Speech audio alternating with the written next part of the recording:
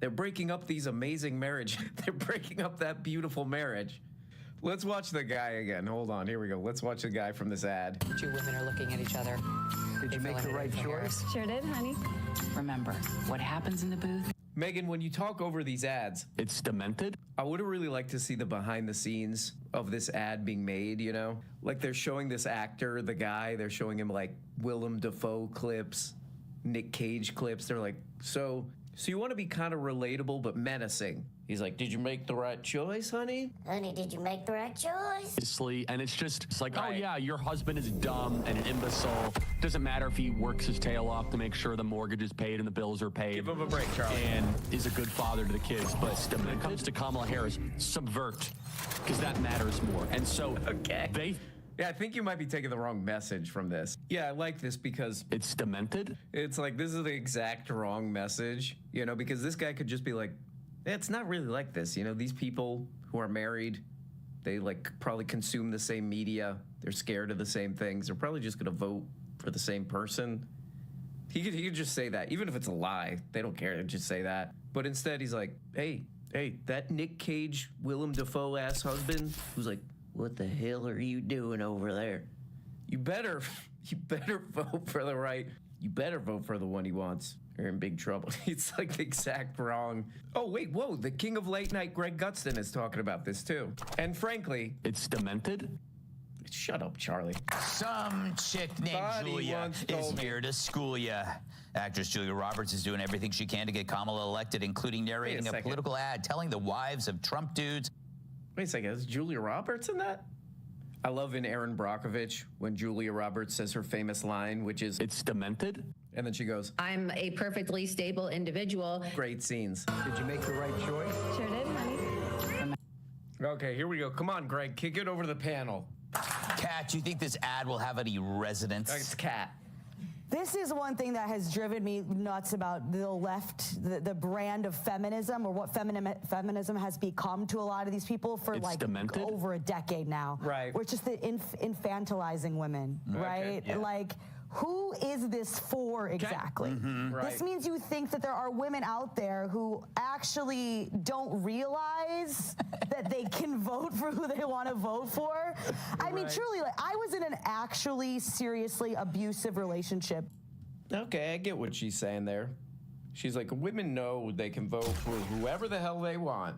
But I'm not sure about the infantilizing part, because I think Kat is a Trump supporter. And you gotta deal with this. Hold on. And make this statement to the great women of our country. To the You women. will be protected, and I will be your protector. Women will be happy, healthy, confident, and free.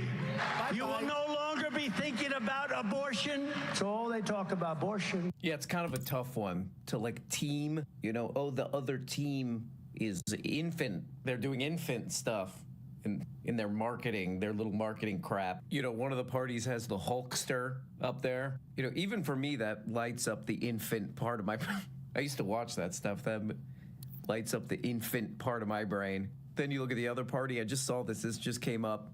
The Avengers. Scarlet, the other guy. They're like, get out and vote. Oh, the Avengers told me to get out and vote. It's like, Black Widow did kick a lot of people's asses. That was cool. But the Hulkster, he kicked a lot of people's asses as well. I don't know what to do. Third party. It isn't how many we've had to kill, because Hamas makes sure they're shielded by civilians. They'll force you to kill civilians if you want to defend yourself. Okay. Okay. That is former President Bill Clinton campaigning for Kamala Harris in Michigan. Again, Michigan, home to the largest Arab and Muslim American population in the country. And somehow he thought this would go over well. Oh my God, what are they doing? Okay, let's go. Clinton. That's one of the Clintons. What's going on with that? What's going on there? I don't know. Who still wants that? Like, could we do a poll on that or something? Who's Clintons still are clamoring for freaking poison. Bill Clinton? Hey, you want to go see a Bill Clinton speech in Michigan? There's only one way to describe it. It's demented. Okay. Are people clamoring for that? Hey, I want to go see this guy. Let's go check this guy out. He's Weird. okay. What the hell is this? I can't read this. I'm having a hard time. Vice President Kamala Harris, the Democratic nominee, appears to be facing significant opposition from Muslim voters as she continues to face a toss-up race in Michigan in the weeks leading up to the year's presidential election. Michigan is the swing state with the largest concentration of Muslim voters, a group that overwhelmingly backed Democrats in recent presidential races, so they might kind of need their vote in Michigan. However, large swaths of those voters have been alienated by the Biden-Harris administration's handling of the humanitarian crisis in Gaza. Oh, wow. It's a very interesting strategy. It's definitely interesting. You know, they were in like a strategy meeting for the Harris campaign. I got an idea for Michigan.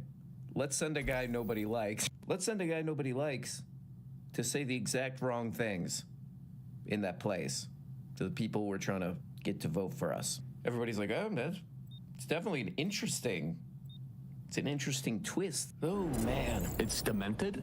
Oh, wait, hold on. Let me look at this. What's this? Whoa! The PBD podcast studio is looking real spooky. It's looking real spooky, and It's demented? that one's gonna get overused. Oh, man, let's get some more amazing election coverage from these geniuses. This is the current, this is our president, your president, if you live in America legally. Hey, shut up. And for someone who lives in America legally, he's still your president. Here's what he just had to say about half of America. Go ahead, Rob. Okay? Or Puerto Rico, where I'm in my home state of Delaware. Wait, hold on. Okay, I had to back that one up. Okay. Joe Biden almost said that he's from Puerto Rico. He almost gonna catch himself. Hey guys, it's me, Joe Biden. I'm from Puerto Rico. Hey, it's me, Joe Biden. So anyway, Puerto Rico, where I'm from. I'm Puerto Rican. Oh, you are? Yep. Do you speak Spanish or what? Yeah? I don't feel like it right now, but I do. Okay, that's maybe not the most important part. The only garbage I see floating out there is his supporters. His demonization seems unconscionable, and it's un-American. Thoughts on this, Tom, when you hear him calling folks garbage? Okay, who the hell is Tom? Explain This really that. disappointed me on a lot of levels. Exactly. Because you don't, as a president of the United States, there's a line of dignity. Right. You are the president of everyone, of the people. The PBD show probably is the funniest thing on the internet. This has 280,000. Whoa! 280,000 views in 10 hours. This crosses the line. We need some dignified stuff. We're Donald Trump supporters. This is like a 60-something-year-old man. Figure it out. Figure it out. You're on camera all the time. Figure out what you're talking about. Maybe take a couple days, figure out what you're talking about. I'm having a hard time. It's okay. Okay, I love the PBD show. Oh, whoa. 500,000 views, 2 days. So this is a day before the previous clip. This is the greatest show. It's the greatest show ever made. It's the greatest show ever made, and It's demented? same guy. They're talking about the Mehdi Hassan going on CNN, and the guy said the thing about the beeper. Here we go. Here's how I see this. Okay. That was a sarcastic, offhand comment that wasn't in perfectly good taste. Right. But you know what? They loved it.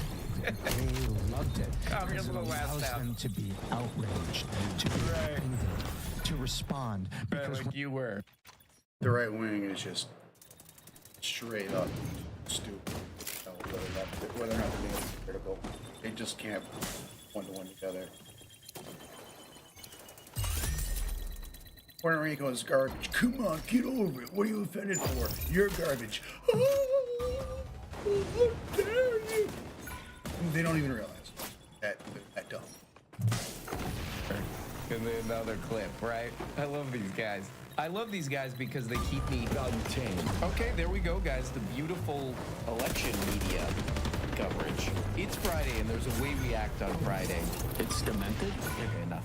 That one's done. Yeah, but get the hell out of here. But before we go, your moment of zen. In my bed at night, and I got attacked while I was asleep with my wife and 4 dogs in the bed and mauled. Physically mauled. in a spiritual attack by a demon? Yeah, by a demon. Hi, my name's LeDron James, and I'm an adult trick-or-treater. Hey, I also wanted to add something real quick, if you will let me finish, is that hey, subscribe on Patreon. You're missing episodes every week. Okay, you're missing like half the episodes basically, or more. Oh, wait, is that true? If that's true, we're in a lot of trouble right here. All you gotta do is click in the description and you get all kind of crap back there in the Patreon. Live streams, other stuff, more videos. It's unbelievable for as little as $2 ridiculous per month. Anyway, guys, I really got to get the hell out of here. Goodbye.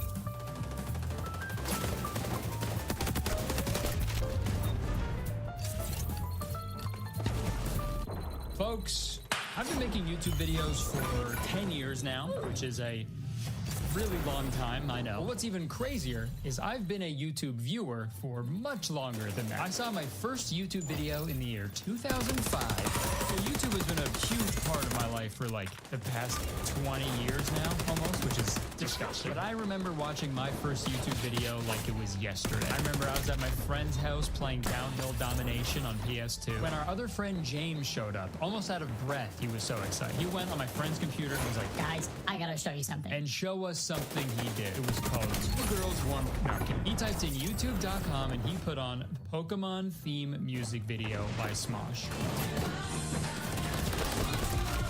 And obviously this is an iconic video, I'm sure you've all seen it, but the idea of it was really simple. It was just two friends lip-syncing to a song we all knew.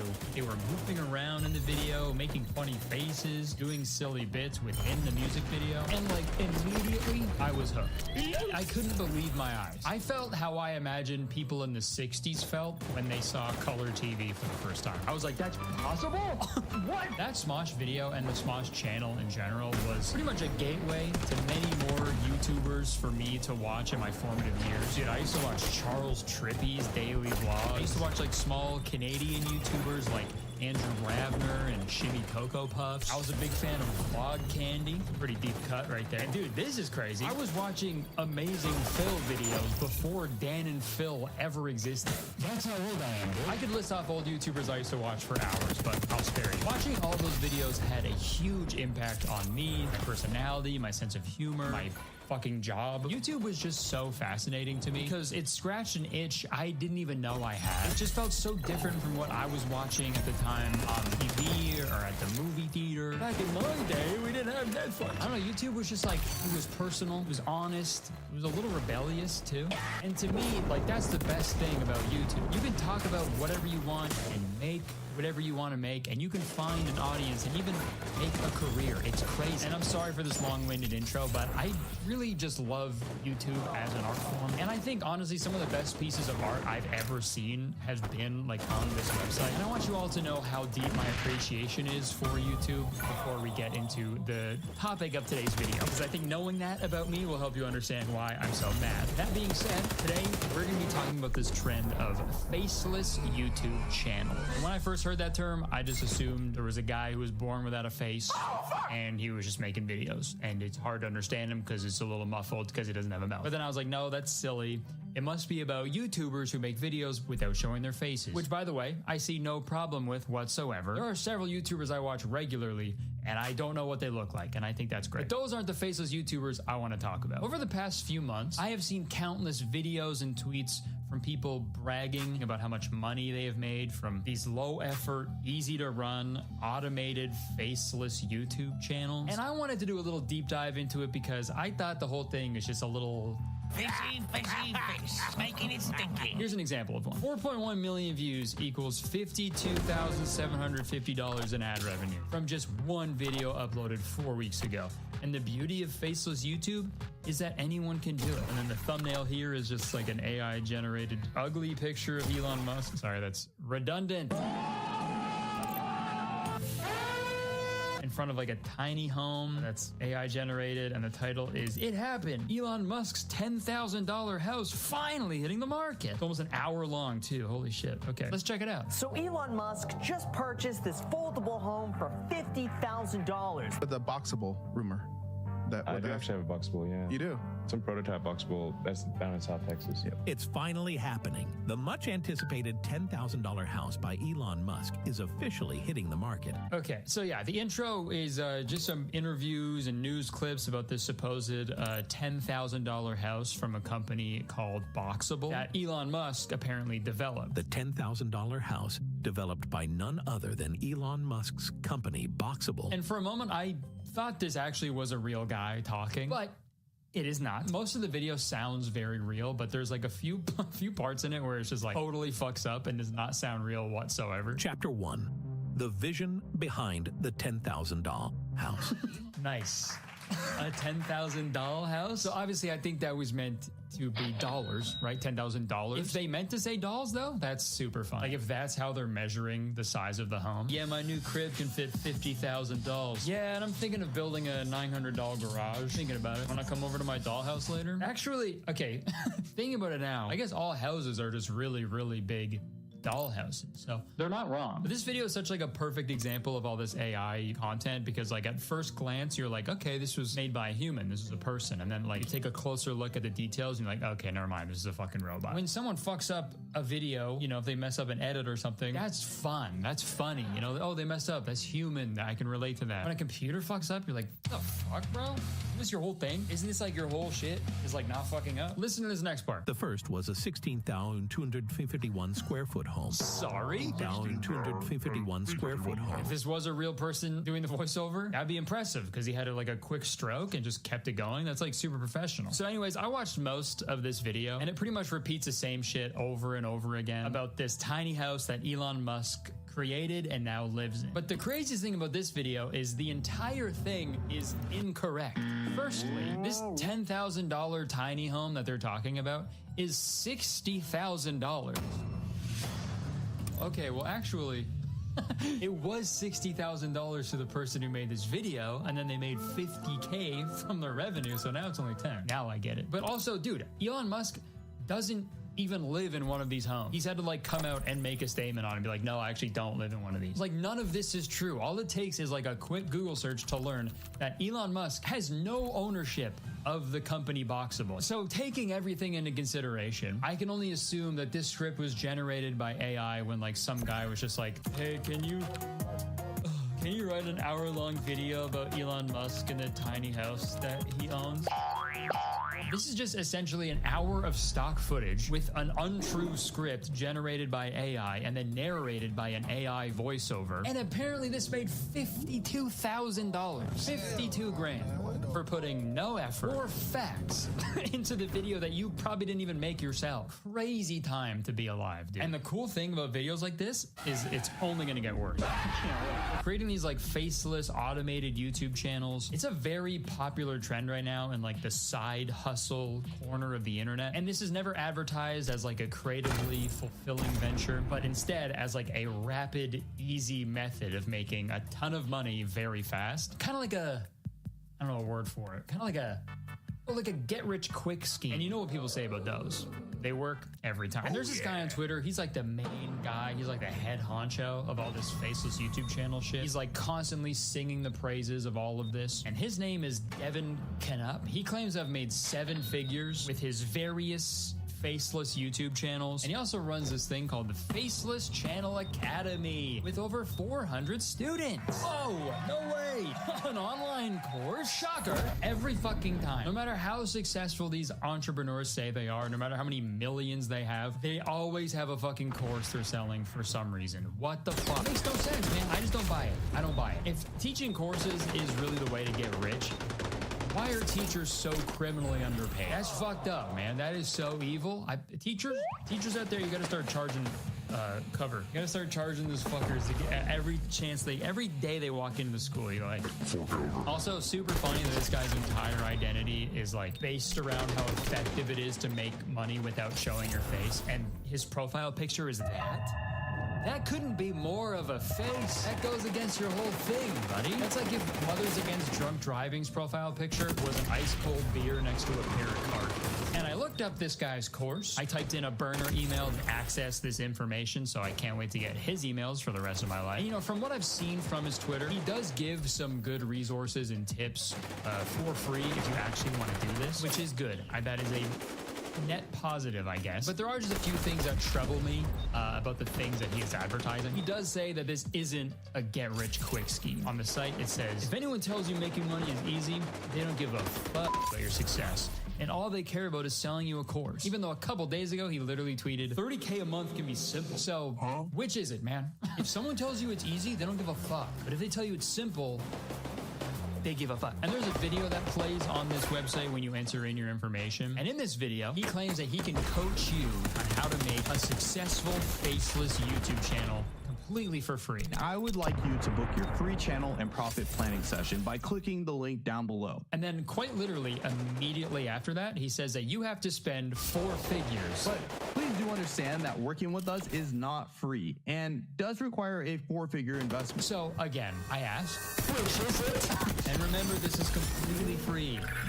Which of course stands for fucking ridiculously egregious expense. Empty your pocket. I just don't get it, man, with these fucking courses. Like, this guy spends all day talking about how awesome it is to have a faceless YouTube channel and how much money he makes from his faceless YouTube channels. And if that's all true, do that. Just do that then. Do that in silence, okay? Why the course? I've made a good living for myself with YouTube. I'm comfortable, okay? Not once was I like, I gotta teach people. I'll teach you how to do this. It's like, 1, I don't know what I'm doing. And 2, I'm just gonna keep doing this because this is working right now. It's like, what the fuck is, I don't get it. I don't get it. This guy has an entire video about how to make fuck you money in your 20s. And spoiler alert, it's with Faceless YouTube channel. It'd be so funny if I turned on the video and he was like, yes, it's actually an Etsy knitting pattern. But like, if you're making fuck you money in your 20s, again, just do that. Like, I don't think it's done out of the goodness of his heart, right? If that was the case, it'd be free, but it's not. It's advertised like it is, but go figure, it's 4 figures. And there's some pretty interesting stuff in this how to make fuck you money in your 20s video, so let's watch it. Your boss. All right, now that's actually a pretty good way to make more money at your job. You should have just cut the video right there, dude. Fuck your boss. Throw it back on your superior. Don't do that. I'm joking. But in this video, he immediately starts flaunting how much money he has made, and he starts to brag about his expensive lifestyle. I'm going to reveal to you the secret framework that I've used to make millions online in my 20s, own and drive supercars, travel the world, meet world-renowned entrepreneurs, and do whatever the fuck I want. And that was really interesting to me, because right before watching this, I had just read an excerpt on his online course page that entirely contradicts this. Hey, it's Devin. Let's get one thing straight. I'm not here to collect your info and vanish into the night. If I were into shady stuff, I'd be the guy flaunting rented Lambos and Airbnb mansions to bait you in. But I'm not. Own and drive supercars. Very interesting. So by that logic, we can infer that you are into shady stuff, right? And this whole thing is like, sure, fucking good for you, man. You found something that works for you and you've made a ton of money. Wow. You may have turned art into some soulless husk of what it's supposed to be by blatantly copying what other actually creative people are doing and outsourcing literally all of the work while you yourself make 100 times what the actual producers of the videos made. Good for you, man, but like, you don't have to be a dick about it. In this video, he brings up this guy's TikTok for no reason whatsoever. He just like filmed the typical day in his life, and he is so rude. Look at this video. This guy has a shitty job, a boring life, takes out the trash, no fulfillment at work, eating fast food, doesn't smile a single time in the day, complete loser. Just watching this video infuriates me because I know how close I was to living that life. All right, asshole. What the fuck? Also, what's wrong with taking out the trash? This guy has a shitty job, a boring life, takes out the trash. That's a fucking loser. Takes out his trash, bro? I don't know how to do that. Why is him watching that video of a guy living his life so fucking triggering for him? Like, what the, just because he's not doing what you're doing and makes you mad? Like, what the fuck? And you know what? I'm gonna go to bat for this guy. I actually get this guy's TikToks on my For You page pretty frequently. I don't know why. But his name on TikTok is Hub's Life, and he actually seems like really happy. He always posts how he actually likes the 9-to-5 structure. He has a wife, a dog.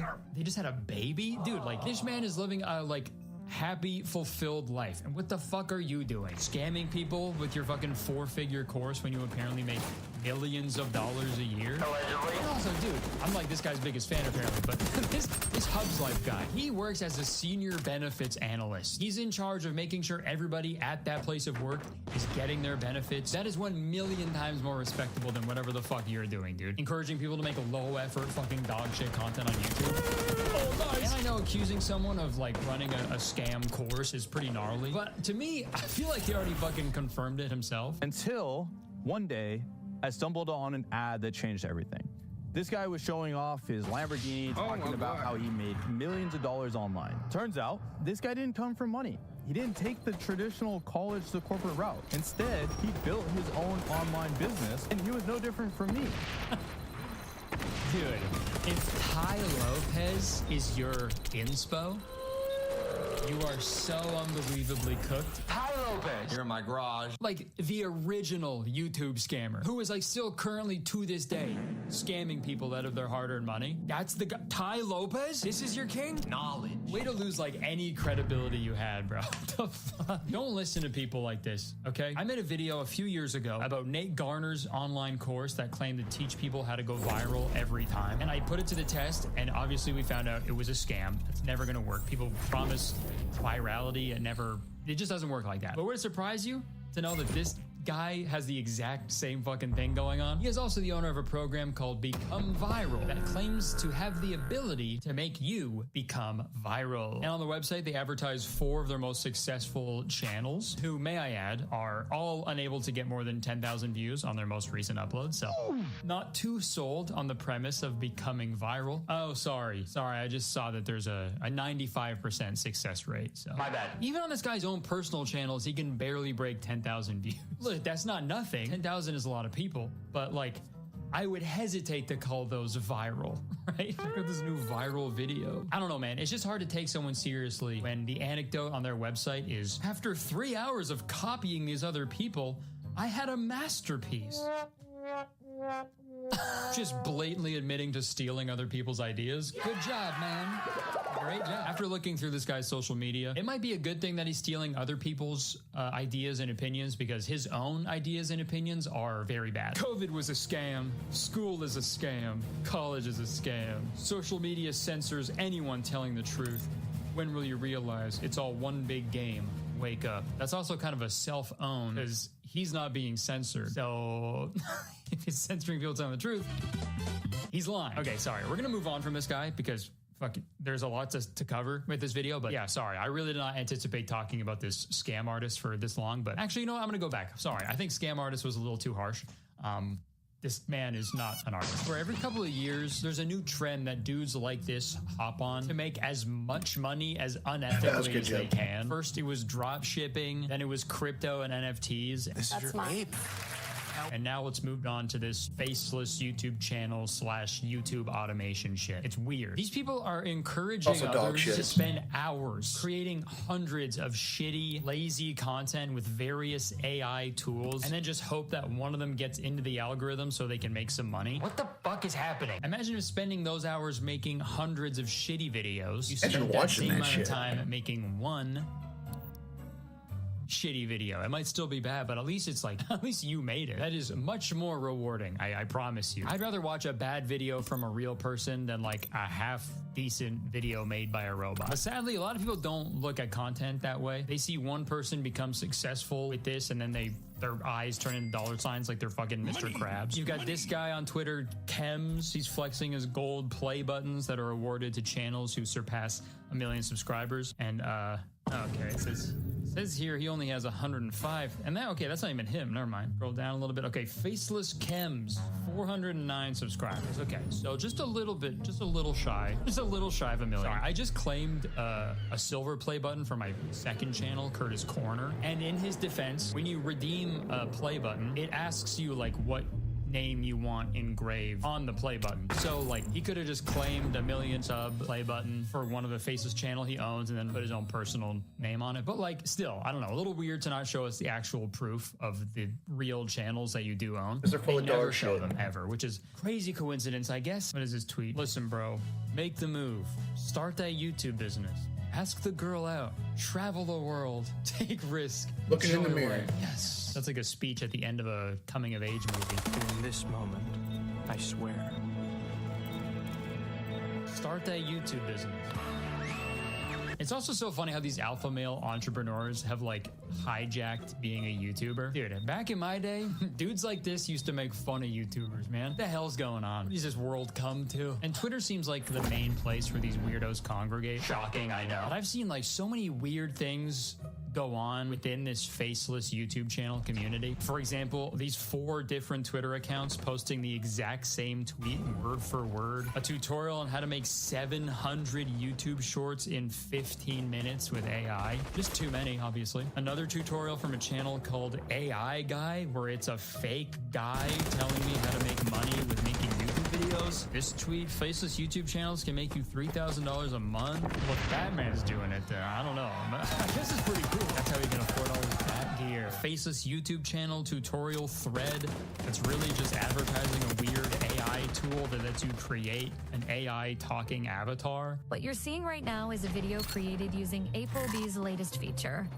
Talking avatar. Talking avatar. We can't wait to see what you'll make with ABOB. Can't wait to see what I make. Yeah, you know what? That kind of does inspire me to make something. It inspires me to make a toaster fall into the bathtub. But the weirdest thing I've seen about all this is this company called Faceless Video that scripts, produces, edits, and even posts videos for you. You pick what kind of story you want, and then you pick Minecraft parkour or Subway Surfers gameplay. You pick the voice, and then it does everything for you. It's like different plans you can get where they can post Monday, Wednesday, Friday, or post every day for you. What the fuck are we doing, guys? What is is this what the future is gonna be? Nobody making shit by themselves anymore. We're gonna be forcing a robot to do everything for us. That's bad. This is bad. Okay, this is bad. Like if there was like a robot that could paint like 500 paintings in a day, that's not cool. Who fucking cares? I want to see one beautiful painting from a chain-smoking weirdo who paints with his own blood or something, okay? This type of content is like the fast food of videos. Not even that, because fast food is like still tastes good and is made by humans. I feel like it's pretty easy to tell how I feel about all of this. Making videos, I'm sorry to say it, but it is an art. This is art. And this YouTube automation shit goes against everything that art is. And for the most part, I think a lot of these people are just blowing smoke and just lying to you so they can sell you a course or consultations or coaching sessions that you really don't need. And you know what? I'm going to prove it to you. That's right, folks. I'm going to start a faceless YouTube channel, and I'm going to follow all the tutorials I've seen to see if it actually works. But here's the catch. I'm going to do it as ethically as I can. A lot of these faceless YouTuber pilled people, they just tell you to copy other people's content, okay? I don't want to do that. Also, a lot of these tutorials tell you to use websites that make AI-generated art, AI-generated pictures and videos, and I don't want to do that either because almost all of those models are trained on stolen artwork. The only thing I'm going to allow myself to use is ChatGPT. And one of the main criticisms about like chatbots like ChatGPT is the environmental impact. Using ChatGPT, it requires a lot of energy, therefore emits a lot of CO2, which is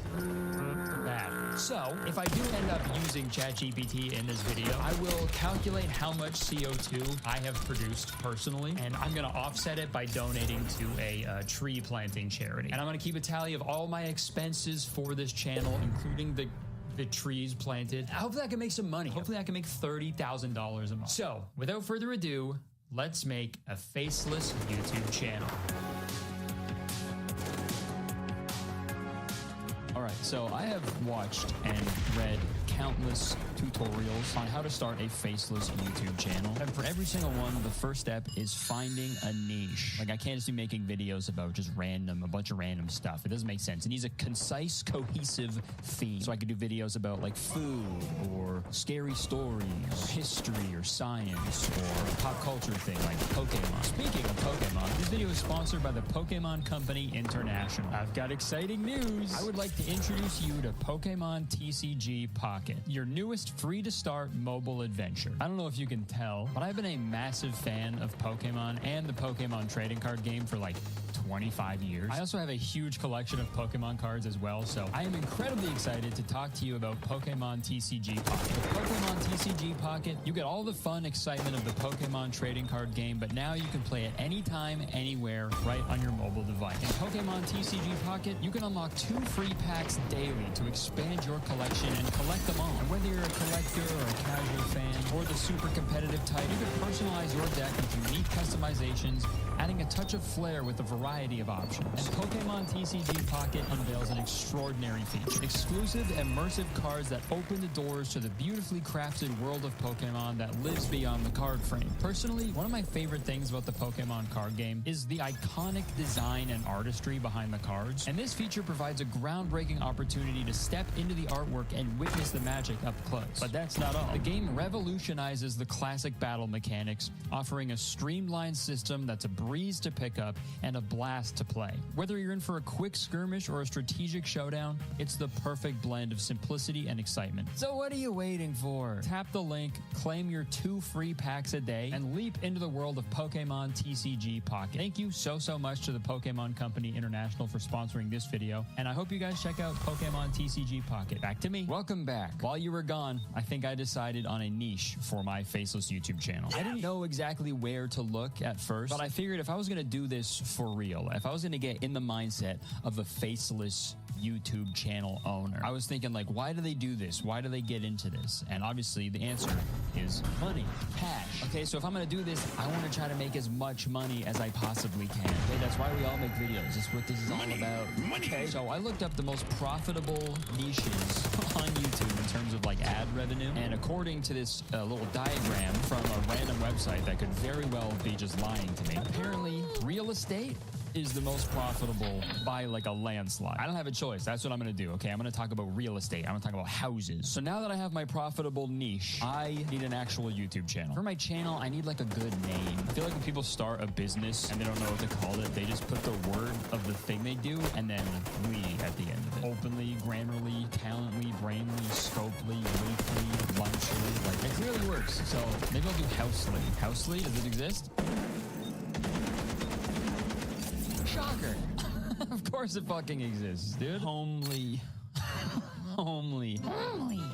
Oh, that's the fucking business too. Okay, so I'm trying to make money here, right? So I feel like the people that I want watching my videos, I want their deep pockets. I want their fucking cash. So I feel like I should have a channel where people go to find like really high-end, luxurious stuff. Rich realtors, rich realty, luxury listings. This probably exists already. Luscious listings. That sounds good. Luscious listings. It sounds luxurious. It sounds rich. People love alliteration. Let me make a YouTube channel. Okay, I need a profile picture. Shit. Okay, let's go to Photoshop. Let's make a logo real quick. I gotta make it look like luxurious, you know? So maybe I'll do like black. God, I wish I had Microsoft Paint. I feel like I'm becoming better at that. Maybe I'm thinking like black and yellow. I'm thinking of just doing a house. Dude, I'm so bad at this shit. I cleaned up the design and played around for a few minutes with some different fonts, and I think I landed on a pretty good one. This kind of looks like the Home Alone logo. I played around with the idea of adding a door, but it looked a little silly, so I ended up just adding a green $sign, but that looked really cheesy, so I just went with a black one. Dude, I'll subscribe to this in a second. Luscious Listings. Comment below if I should make some Luscious Listings merch. If y'all would rock that shit. I then spent the next few minutes customizing the Luscious Listings YouTube channel's profile picture and banner, and then I needed to write a nice bio that described my brand new channel. The most prestigious location on the internet to learn about the beautiful and expensive homes of the amazing 1%. Subscribe to get a house. You know, a little call to action. Mr. Beast does it, and it's not illegal because I doubt that he's ever given out a fucking bunch of cookies to kids, right? He's giving chocolate bars, which is cool. All right, the channel is complete. It is ready to upload videos. Now the next thing I have to do is actually like plan out and create the content. For this little test, I'm going to do 1 week of videos. So I'm going to do daily uploads for 7 days. I just need to think of like 7 good titles for videos. And then I assume I'll be rich enough to just hire a whole team by then. So, and in my many years on YouTube, I have learned that hyperbole works really well. If something is like the best or the most or the worst, then people are probably going to want to watch it a little more, you know, even if it isn't the most, right? You just have to go to those extremes if you want people to click on your videos, which sucks, you know. I feel like we should switch up that meta, you know? And I'm going to start, okay? I think the next movie commentary I do, I'm going to title it, "This movie is bad, but I've probably seen worse. This movie was just all right." Okay, real estate videos.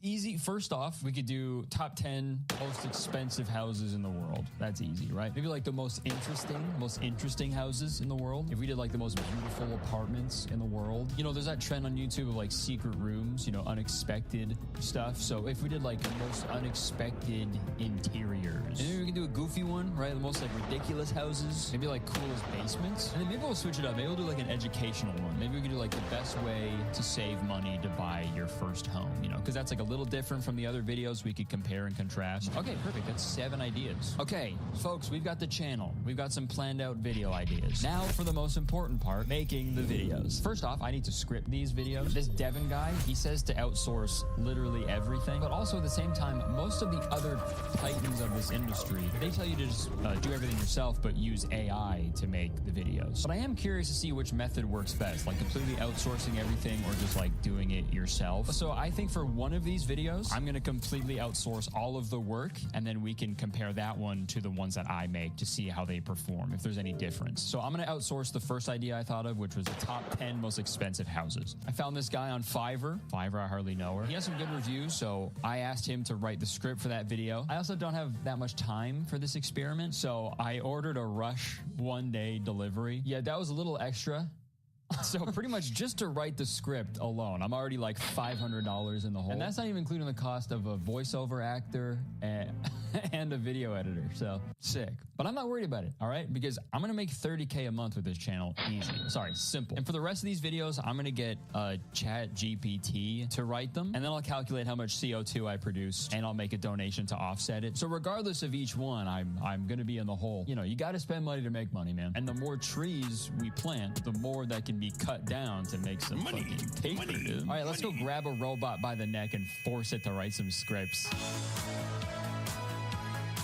So the first script I told ChatGPT to write was a script about the most unexpected house interiors, and I assumed it would write about like real homes that exist, but instead it just made up a bunch of stuff, which I was not expecting. In the script, they wrote about a room with like a full-sized pirate ship. There's like a spaceship room, a room entirely surrounded by aquariums, and I could just like tweak my prompt to make it actually about real interiors that exist, but I said I was going to do this ethically, and I feel like that would be pointless to just do another prompt just to like, you know, fix my mistake that I made. So that one's going to be a little interesting to edit, but we'll figure it out. Going forward, in all my prompts, I asked it to use like real world examples, and that helped a lot. With that, I asked ChatGPT to write the other 5 video scripts for me, and after only a few minutes, all my video scripts were complete. So now it was time to figure out how much money I needed to donate for the ChatGPT usage. I learned that one query for the straight guy. I learned that one query on ChatGPT emits 4.32 grams of CO2. So I guess the 6 scripts I produced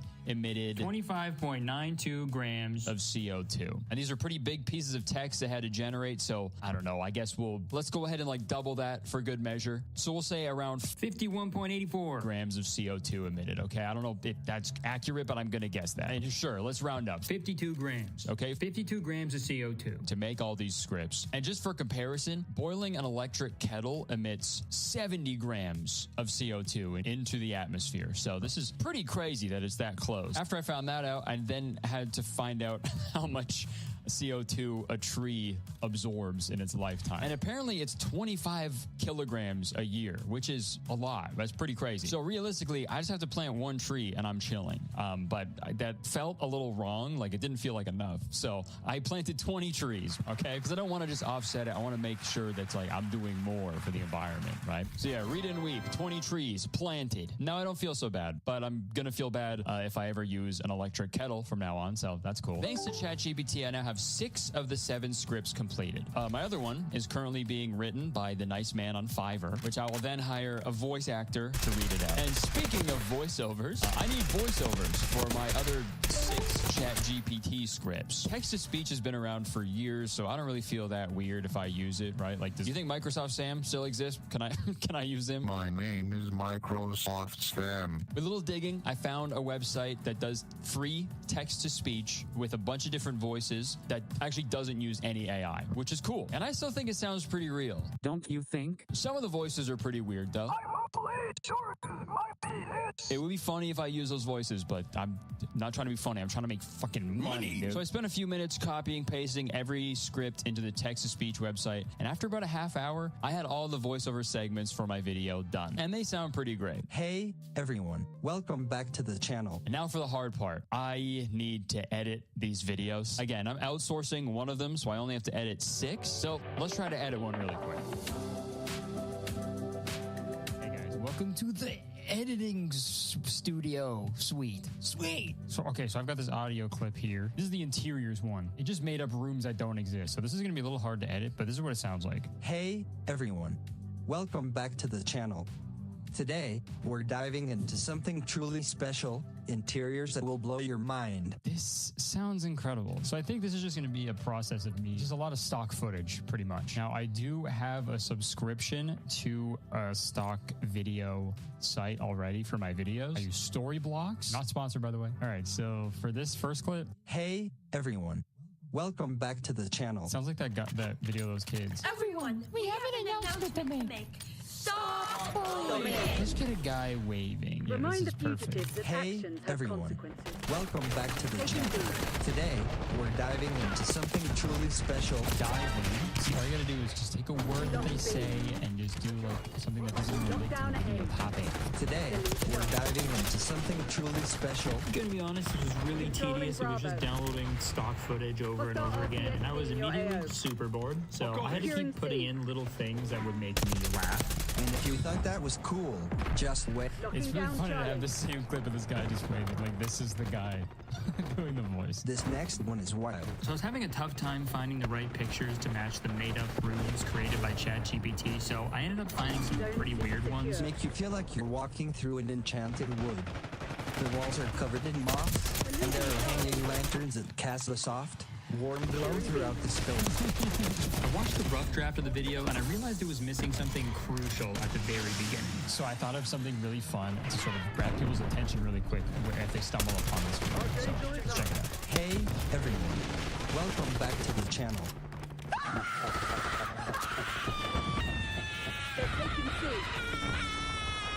Today, we're diving into something truly special. I think that'll work. For this video is all done, I think. We need like a good outro. So obviously I think I'll use the logo, right? I'll use our Luscious Listings logo. And then I think it's all about money. So I have like a cash register sound effect that I use. Thanks for watching, and I'll see you in the next video. Perfect. To edit the other 5 videos, and then once those are done, I'll have 6 done myself. Everything should be ready to go. If this actually works, I'm going to be so mad. If I'm actually just trying to take a shit on this whole thing, but it actually gets like millions of views. All right, well, I'm going to edit the other 5 videos, and I'll check in with you in a little bit. Help, I'm a faceless YouTuber. Just kidding.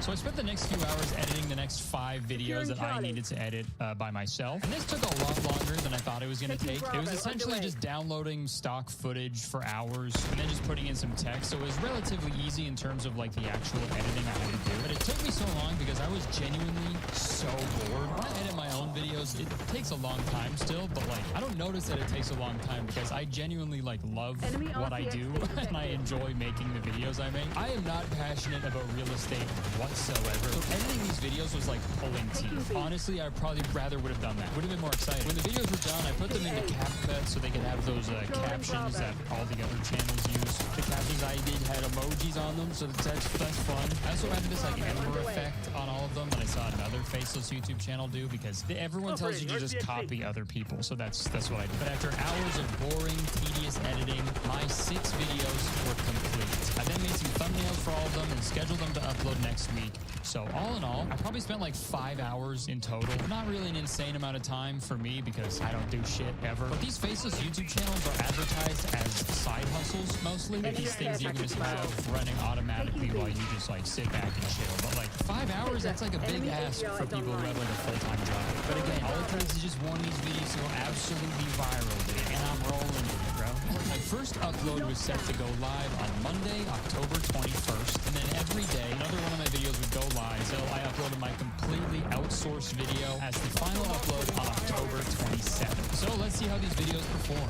Monday, I uploaded uploaded the coolest basements ever video. And I tried to do this like X-ray effect in the thumbnail, like someone just cut a chunk so you can see underneath the house. I think the idea was cool, but I don't think I executed it really well because sadly, this video, after 7 days of being on YouTube, it got a whopping 1 view. Just getting that 1 view took 6 days, dude. So obviously I was feeling a little discouraged, but I still had the full week ahead of me, so I wasn't worried too much. And also, the script writer I hired on Fiverr, he sent me the script for my completely outsourced video on this day. So there was at least one exciting thing that happened. And the script is pretty good. Let's read the intro. What is the most expensive house in the world at the moment? If you're couch surfing or in your parents' basement, it's the one you can't afford. All of them. But if you contemplate taking up that van life, why not fantasize about the houses that actually cost the most money? If you can't afford $1 million in New York for a shoebox, well, you might as well fantasize about $1 billion mansion. You're not getting either. Whoa. Essentially, that translates to, what's up, you fucking broke-ass bitch? I'll say a little mean, but I like it. Maybe that'll make the viewer feel insulted, so they'll feel the need to comment on the video, thus raising the engagement, right? That's smart. I see the vision. So with the script complete, I found a top-rated voice actor on Fiverr, and I hired her to read the script. I realized, like, all of these faceless YouTube channels that I've found, they all have male voiceovers, and I wanted to set myself apart from all the other ones and actually have a girl do the voiceover for my video. I went to bed on Monday feeling a little sad about my video flopping, but I had high hopes for Tuesday. So the video I uploaded on Tuesday was titled The Most Interesting Houses in the World. And this video actually had some cool houses in it, like this see-through house, a Flintstones house, and this super skinny house, which I highlighted in the thumbnail. This Ozempic craze is getting out of control, dude. Even the houses are on this shit. I do actually really like this thumbnail. I feel like I would click on it if it was recommended to me in my recommended thing on YouTube. And some other people thought that as well, because this video performed much better than my first video. It actually performed 31 times better, to be exact. That's right. And this video got 31 views.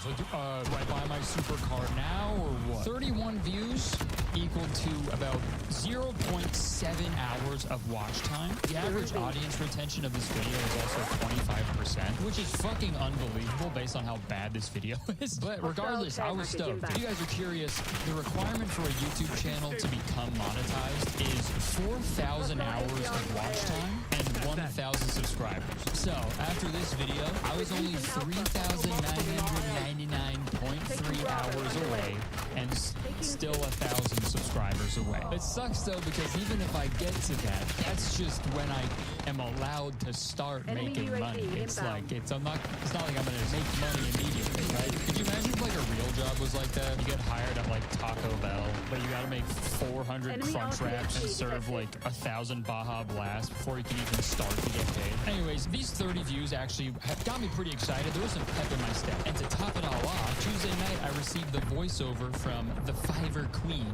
and it sounded awesome. If you can't afford $1 million in New York for a shoebox, you might as well fantasize about $1 billion mansion. You're not getting either. I then immediately found someone to edit the video on Fiverr, and they said it would be ready for me by Friday. Folks, I had a little bit of momentum with my 30 views, and the next day would prove to be even crazier. Wednesday!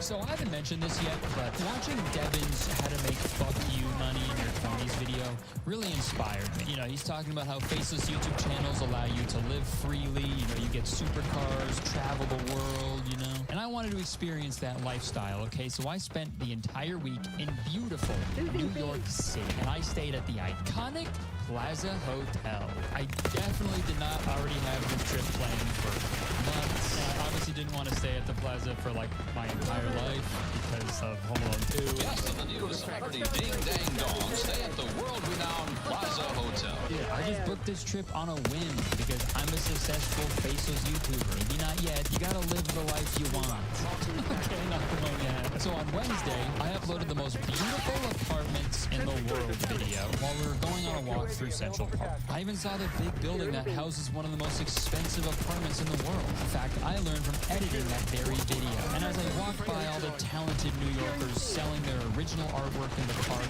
or the naturally gifted musicians performing and singing for the citizens of New York, I couldn't shake this gross feeling inside. These incredibly gifted artists were out here on the street, bearing their heart and soul. And all I could think was, why do this when you could just tell a computer to do it for you and make $30K a month? It can be so simple, guys. But hey, to each their own, I guess. As I walked by the artists and exchanged glances with a few of them, I kind of felt like we understood each other on a deeper level. Were any of these artists one of my 30 viewers from yesterday? There's no way to know for sure, but there's no reason to think they're not. Was this man inspired by my video, so he wrote a saxophone solo about it? Well, signs point to yes. We walked for hours through Central Park, but my mind was elsewhere. All I could think about was faceless YouTube channels. My mind was racing, thinking about all of the possible faceless YouTube channels I could fart out of the algorithm with zero effort. Central Park Stories, a faceless YouTube channel completely devoted to Central Park. The Bubble Bible, a faceless YouTube channel about the history of bubbles. Reeves Life, a channel about all the different Reeves you can encounter. The possibilities are endless, guys. But as I sat down and checked my disappointing YouTube Studio app for the Luscious Listings channel, all those dreams withered away. Like a man ordering a chopped cheese the Aki way without a bed. Sorry, guys, all that time in New York was really rubbed off on me. I'm watching you. Later that night, I decided to open up my laptop to see how my video was doing. And the most unbelievable thing happened. Somehow, the video received 273 views and 5.8 hours of watch time. It was a miracle. This video also received my channel's very first like. They like me. And with that, all I needed was 3,993.5 more hours of watch time. And still 1,000 more subscribers. But the finish line is in sight. I swear it's gonna happen, okay? 30K a month can be simple. COVID was a scam. Folks, I could barely sleep that night. I couldn't wait to wake up the next day and see how many more views my video was gonna get. And when I woke up on Thursday, the video didn't get any more views. 273 was the cap. That was the maximum. But I did gain a couple subscribers, and when I say couple, I mean quite literally. I gained two subscribers. But I was feeling good after those 2 good days in a row. You know, things were starting to go up. All right, and if it kept going up by the end of the week, I might even be monetized. Okay, who knows? So that day I uploaded the most ridiculous houses you'll ever see, and I waited for the views to start rolling in. And I'm still waiting, actually. I'm still waiting for them to roll in because this video flopped like fucking crazy, okay? Since published, this video received 1 view. That's it. Thinking back on it, maybe the title is a little too scary, you know, maybe it's a little too intimidating. The most ridiculous houses you'll ever see. Like, if somebody watches that video, then they'll go the rest of their life knowing that they're never going to see a more ridiculous house than they did in that video, right? Like, what kind of life is that? So, I mean, that's my fault. I'll take the L on that. And not the L train. Sorry, New York brain. Also, this day was when I encountered the downsides of outsourcing all of your video production to other people. Everyone who promotes faceless YouTube channels, they always say how much easier it is to outsource and delegate and just have a team of people producing the content for you, which in theory, it does sound like it would be easier, but you still need to like oversee them. You still need to like give them notes. You need to manage them. You have to pay them on time. You have to treat them. Like, that's a full-time job of just like managing employees, right? I got a message on Thursday from the guy I hired on Fiverr to edit my outsourced video. And he told me that he couldn't edit the video anymore because his subscription to his stock footage site that he uses expired, so he couldn't edit anymore. But I mean, if editing videos is your job, maybe have a subscription to that. But hey, who knows, right? Not my life. I'm not going to judge. So I had to like scramble to find a new editor on Fiverr to get this done in time. And after a bit of searching, I found a new editor and I paid extra for a Rush order. I ordered him to listen to Rush. I'll pay extra. You got to listen to him, man. Moving Pictures, great album. Also, I think I like this new editor a lot more anyway because he kept calling me dear, and that made me feel really nice. And with 3 days left, I needed a fucking miracle. But luckily, I had my secret weapon ready to go on Friday. Today was was the day that I was going to upload the video titled The Most Unexpected House Interiors. This is, of course, the video with the attention-grabbing intro. Guys, you're not going to believe this. Since this video was published, it received 3 views. I feel really bad for those 3 people. I don't know. I wish I could have hacked their webcams and seen their faces when the clown popped up. I'm just picturing those 3 people wherever they are on Earth. They're still, after watching it, they're just like, Today, we're diving into something truly special. Interiors. what the fuck was that? They can never watch another YouTube video ever again. Their trust is shattered. 3 views, man. Fucking embarrassing. At this point of the week, my excitement from Wednesday's boom in views, it had completely vanished. It's frustrating too, because whenever these faceless YouTubers post about their channels, it's always showing like an insane amount of views and revenue coming in. But for some reason, that's not happening to my channel. It's almost like they're posting these screenshots just to like entice people to buy their course or use their product. But like that seems unethical, right? Like what? They wouldn't do that to me, right? A fellow faceless YouTuber, they wouldn't do me like that. Anyways, on Saturday, I uploaded the how to buy your first home in brackets realistic video, and it got 7 views. Not a lot of views, but I mean, I can go to bed happy knowing that I enabled 7 people to buy their first homes. That's pretty huge. Where's my commission, huh? Come on, realtors, where's my commission for that? I gotta fucking recoup these losses somehow, okay? I'm in the hole. This was also the day I received my outsourced video edit that I was gonna put out on Sunday. The video was great. The stock footage looked awesome. The voiceover was superb. Number 10, Ellison Estate, Woodside, U.S. Estimated value, $160 million. There was even some cool text animations. Guys, I had a great feeling about this one. The last thing I needed to outsource was a thumbnail. So I went to Fiverr yet again to hire someone to quickly make a thumbnail for me. And I found a guy who said he could make it in a few hours. A few hours later, he sent it over. I took a quick look at it. It looked fine. But when I uploaded it to my YouTube studio, I noticed something terrible. Parts of it started to look a little weird, so I took a closer look at the thumbnail. The windows seemed a little weird looking. The chairs had no discernible shape.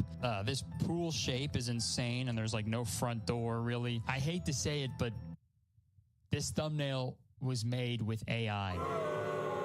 I got so caught up in my upload schedule, just getting everything out on time, that I didn't take the time to actually look over the thumbnail in detail to like actually approve it. To be fair, if I actually gave a fuck about real estate and was passionate about this, I probably would have taken a closer look, but I was just trying to make $30K a month, dude. But unfortunately, I was out of time because it was Sunday. I uploaded my fully outsourced video on October 27th, and I waited for the views to roll in. To me, the other videos didn't perform very well because, as soon as you click on them, you can tell it's a robot talking, and you can also tell that they're pretty hastily made. But this one was different, okay? It had jokes. All that bamboo. Let's hope his neighbors don't own any pandas. It had character. It had insults. Or not getting either. This was my ticket to a successful faceless YouTube channel. Are you guys ready to see the results? Yes! Since this video was published, it received 15. That's it. You thought I was going to say 15,000. I wish I got 15,000. This whole week was a waste of fucking time. Sorry, guys. Lost my temper a little bit back there. Temper? I hardly know. Let's quickly go over the final analytics for my faceless YouTube channel experiment. So, total number of views, 333. Angel number. Total hours of watch time, 7.5. Total number of subscribers, 2. Fucking shout out to those 2 people, whoever the fuck you are. When I look at the impressions, a total of 7,000 people saw my videos in their recommended or their like homepage. So that's brutal. But looking at the demographic of my channel's viewers, if I would have known it was going to be 90% men, I would have switched up the thumbnails, man. I would have put some fucking boobs or beer in there or something. And look, I'm sure some people watching this are going to go to the Luscious Listings channel. Maybe you'll watch the videos. You'll possibly even subscribe to Luscious Listings, thus allowing it to become monetized. And then maybe it will become an actual successful faceless YouTube channel, so this whole experiment will be null and void. But hey, maybe that was my plan all along. All jokes aside, what did we learn? I already knew this, but making money on YouTube It is not easy, okay? It takes a lot of time, it takes a lot of work. I'm also a firm believer in just making videos for the sake of making videos. Dude, think back to like early YouTube. All those YouTubers were making videos because it was fun and they wanted to do it, and they wanted to express themselves creatively. They had no idea that it was ever going to make money. Even when I started, dude, I started on Vine back in 2013 and I made like no money for the first like 5 years. And like straight up, I feel like I'm only successful now because I got incredibly lucky. And I might be wrong here, but people say this all the time. You can like hack the algorithm. I guarantee I can make anyone viral. You're lying. I think you're fucking lying, okay? I think you're lying. It just sucks when I see shit like this happening so frequently. Because when I see people on the internet speak about creating content in a way to solely make money, it's just like, the only good thing about that Devin dude from earlier is like he rarely encouraged the use of AI. He was like very adamant about outsourcing everything, hiring a team of real people, which is good, but like I feel like that's just not realistic because these costs add up really quickly, and I'm gonna prove it to you. Let's do a full breakdown of my expenses for this experiment. So like I said, I was trying to do this at least halfway ethically. So $20 right off the bat to plant 20 trees to offset the CO2 that was created by my ChatGPT usage. I used a stock video service to get the footage for the videos that I edited, and that's $30 a month. The outsourcing for my one video was the most expensive by far. Hiring a script writer with a one-day delivery plus tip, $502.80.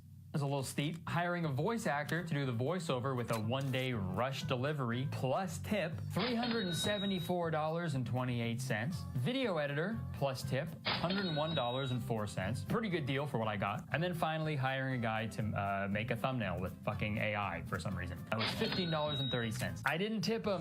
I'm sorry. He used AI, man. That's fucked up. Realizing now I probably could have done a little more research, found some cheaper people, but sorry. So with everything, that brings the total cost of this experiment to $1,043.42. $1,000, dude. I didn't even get 1,000 views. Dude, and $993.42 of that was all for one video. If I outsourced all the other 6 videos, my total would be like $7,000. And then, dude, a full month of daily uploads with fully outsourced work, that's $30,000. They've got it backwards, dude. You don't make $30,000 a month. You make $30,000 come out of your bank account every month. And I'm sure all these faceless YouTube channel gurus have made money from this. But again, it always just weirds me out when these like, you know, supposedly super successful multi-millionaires just start selling courses to people. Why? It's not really adding up. Just keep doing the thing that's making you millions of dollars if you like making millions of dollars, right? Dude, that's like if Taco Bell... Sorry, I really want tacos, I guess. That's like if Taco Bell was like, hey guys, we sell cars now. Yep, we realize we could keep doing the thing that's making us billions of dollars or spend way too much time on this thing that might not even make me any money at all. So get the Taco Bell car, vroom, vroom. And of course, it's fucking easy for me to sit here and be like, just make the videos you want to make, man. Just do it for the love, dude. It's all art, dude. You know, because that worked for me. I got really lucky. But like, it might not work for everybody. That's the thing. It can't actually. Like mathematically, not everyone can be a successful YouTuber. We can't all be YouTubers, right? We need plumbers and shit. And plumbers need shit. I don't know, man. All of this just seems really yucky. Making money with your art is like the dream for all artists. And look, I'm all for people achieving that goal. But when the art you're making isn't even created by you or even like by another human, I don't know. I feel like it stops becoming art at that point. And I can't stop you if you want to actually try this. But please don't get a course. Don't buy a course from a guru, okay? Because I do see the appeal of making faceless YouTube channels, right? Making YouTube videos that you love, that you're passionate about a topic that you love, while also staying anonymous. That's probably awesome because people, you know, won't speculate about your sexuality or make fun of your mullet and or mustache. But I do think there still is a way to make faceless YouTube videos in a fun, artistic, creatively fulfilling way. The way I did it, it's not the way. Sadly, I think this is only the beginning. We're gonna start seeing people exploit AI and ruin the environment for their own financial gain in ways we never could have ever imagined in 100 years. For example, this guy on Twitter was advertising a fake AI 19-year-old schoolgirl that was probably created using a model that was trained on millions of pictures of non-consenting women. And this AI robot girl has an OnlyFans also. And that OnlyFans account automatically messages and sends people AI-generated pictures of herself while they tip this fake robot girl their real money, and the money goes to the guy who made the robot. Pretty cool, right? And that's a real thing that's happening right now. Imagine what dystopian bullshit we're gonna see in like 10 years. I don't know, man. I think my final message is, how about we let robots do the boring shit? Creating and consuming art is like probably the best part about being alive. Just let us do that forever, okay? I don't want robots making art. I don't want videos to be automated. We've got this whole thing fucking way backwards, and I hope we realize that before it's too late. And I really wish I could end this video on a positive note, but I don't know if I can. So, Scary Clown, take it away. Okay, thank you so much for watching. Sorry if it was a bummer. Like the video if you enjoyed it, and also, believe it or not, 1 like equals 1 faceless YouTube video that I will downvote. Leave a comment, let me know what you think about all this, and also press the subscribe button. Sheila was taking care of her schizophrenic brother. She was a very doting sister. She would let her brother come down every couple of weeks. Her brother liked to stay with her because it kind of gave him a sense of comfort. I mean, his schizophrenia was severe. It was so severe that any little thing could really set him off, including Sheila being married. See, her brother was a little bit possessive of her, and then also he wanted things to be just like they were when they were kids. He wanted her just like she was, unmarried and his sister. But the problem is, Sheila is married. And she's married to a guy named Paul. But Paul is such a good guy. He is a great guy. Now, he hasn't gotten a chance to meet Sheila's brother yet, but he wants to make a good impression on her family, on her brother when it's time. So even though he and Sheila have been married for several years, whenever Sheila's brother is supposed to come down to stay, Paul leaves. And not only does he leave, he packs up all of his stuff. He takes photos, clothes, shoes, anything that leaves a trace that Paul was there. He takes it out of the house and he hides it in his car and he goes away for the weekend. That way, when Sheila's brother comes to stay with her, he thinks that his sister is single and he's happy, and it doesn't bother him at all. And this goes on for a while. Sheila would tell Paul that her brother was having a hard time and needed to come down, and it wasn't time for them to meet yet, but he needed to pack his things up and leave quickly. And so that's exactly what Paul would do. So Sheila says goodbye, Paul leaves, and then Sheila's brother comes over and they spend the weekend together, and then he leaves and Paul comes back home. Because Sheila's brother was there, right? Sheila's brother is real, right?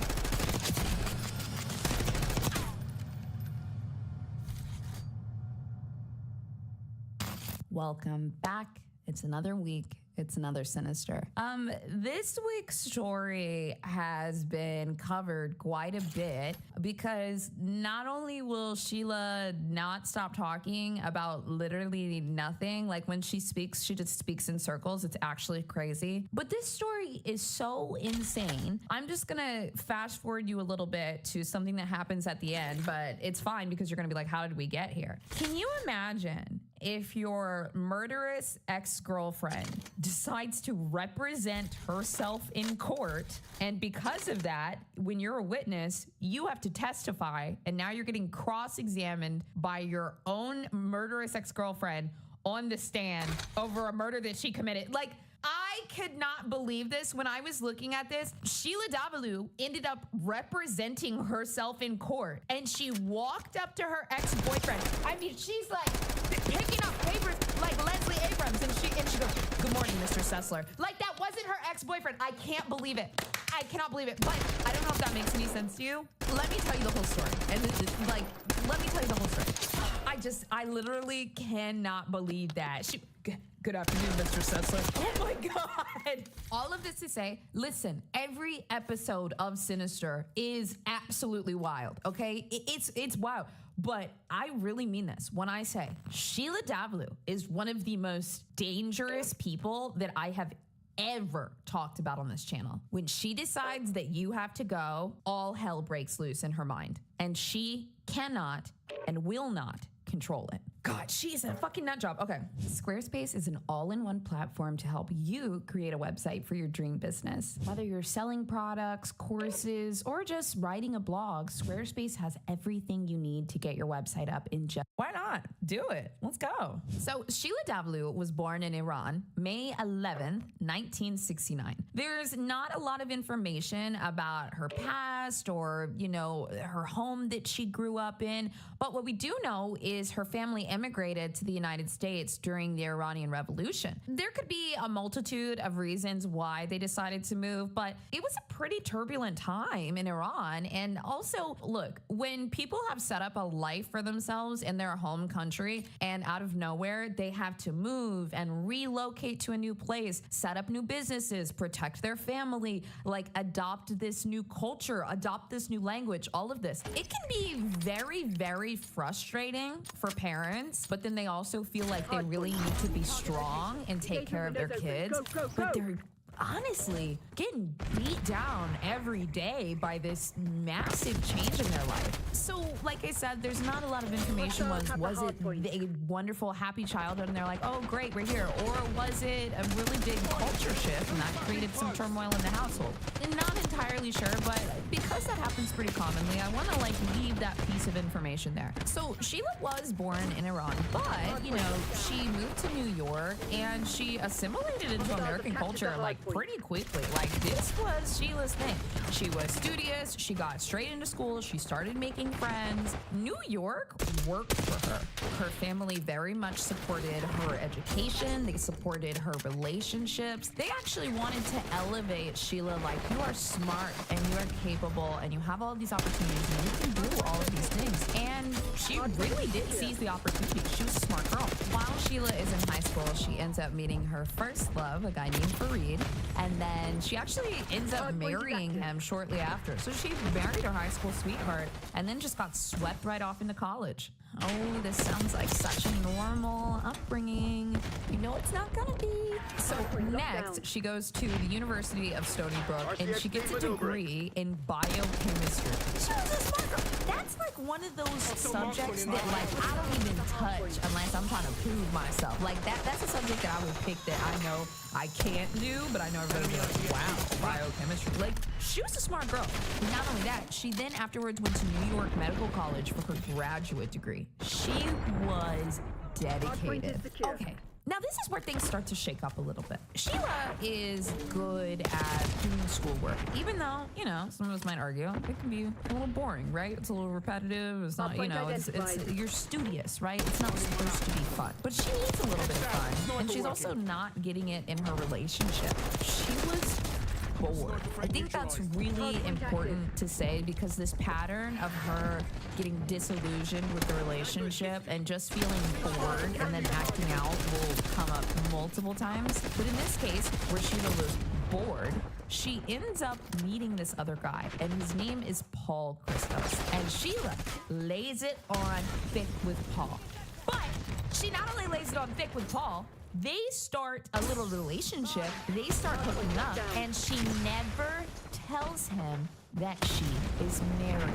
I've heard of so many stories of cheating, affairs, but usually it's like maybe a guy cheating on his wife with another woman, and the other woman knows that he's like married and he's like stringing her along or something, and then just, you know, it's a mess, right? But like there's that, yeah, I am married, but Sheila just straight up presented herself as a single woman to Paul for months. 4 months, even though she's fully married and fully going back home. So she doesn't tell Paul about Fareed, her husband, and then she doesn't tell Fareed about Paul, her new little boy toy. I don't know. She just carries this affair on for months.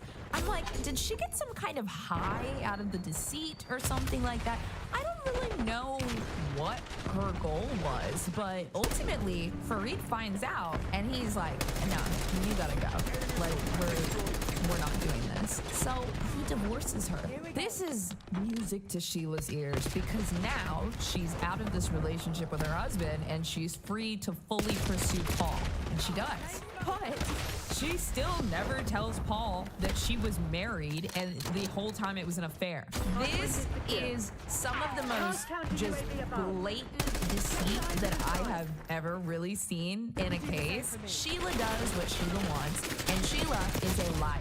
She is a textbook, can't stop, won't stop, loves to lie, loves to get away with it, will lie to your face, like no remorse, doesn't give a shit. Like, that's what she is. She tends to pick men that are very, like, go with the flow, right? If you end up in a relationship with an abuser, it's usually because you're the perfect prey for them. You fall for their tricks. So Sheila was often looking for these men that were a little, not necessarily gullible, but kind of just go with the flow. They trust you. She had a very calm demeanor to her. And so they just kind of said, okay, Sheila. And she liked that. She was never going to date somebody that pushed her or called her out on her lies. These were all men that were basically like, okay. And that's what she liked. So it's not clear if Paul ever found out about Fareed, or even if he did find something out, like what did Sheila tell him, because God knows it's not the truth. But regardless, they really hit it off, and the relationship is going well, and Paul proposes, and he becomes Sheila Davalau's second husband. So they get married in 2000, and then in 2001, they moved to Pleasantville, New York. It's a place in Westchester County. And life is pretty good. I mean, Sheila's done this before. She's gotten married. She's settled into the marriage. She's gotten comfortable. And that's exactly what they do. But there's quite a bit of distance between them. Paul actually had a job at Cornell University, which was like more in New York City. And then Sheila was working at Purdue Pharma, which was in Connecticut. They had pretty long commutes to different locations, opposite directions, and there was a little bit of mental distance in the home as well after a while. But that's life. That's marriage, right? You kind of just settle into it and you're like, okay, well, what's next? But as we know, Sheila gets bored, and she doesn't like when she's bored. She's got to do something. She's got to have some kind of distraction. She's got to have some kind of chaos. I called it chaos because I think cycling between partners and lying to everybody is pretty chaotic. So once again, Sheila meets another guy, and this guy's name is Nelson Sessler. Somebody actually later described Nelson Sessler as a, quote, quiet and subdued man. But, you know, Sheila thought that he was good looking. She said he was funny. Those are the things that she said she liked about Nelson. But he's exactly like the other types of guys that she's dated. Kind of gullible and kind of go with the flow.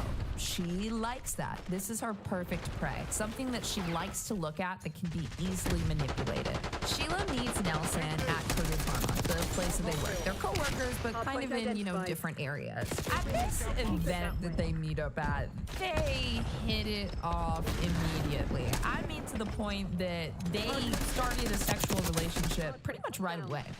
What I think is really interesting about this is I saw the episode of Killer Women with Sheila Davalau, where she pretty much in present day speaks about her crimes. And look, I'm gonna be honest with you guys. One, Sheila, when she speaks to you like this. For audio listeners, my head is just tilted up. It's very proud. It's very chin up.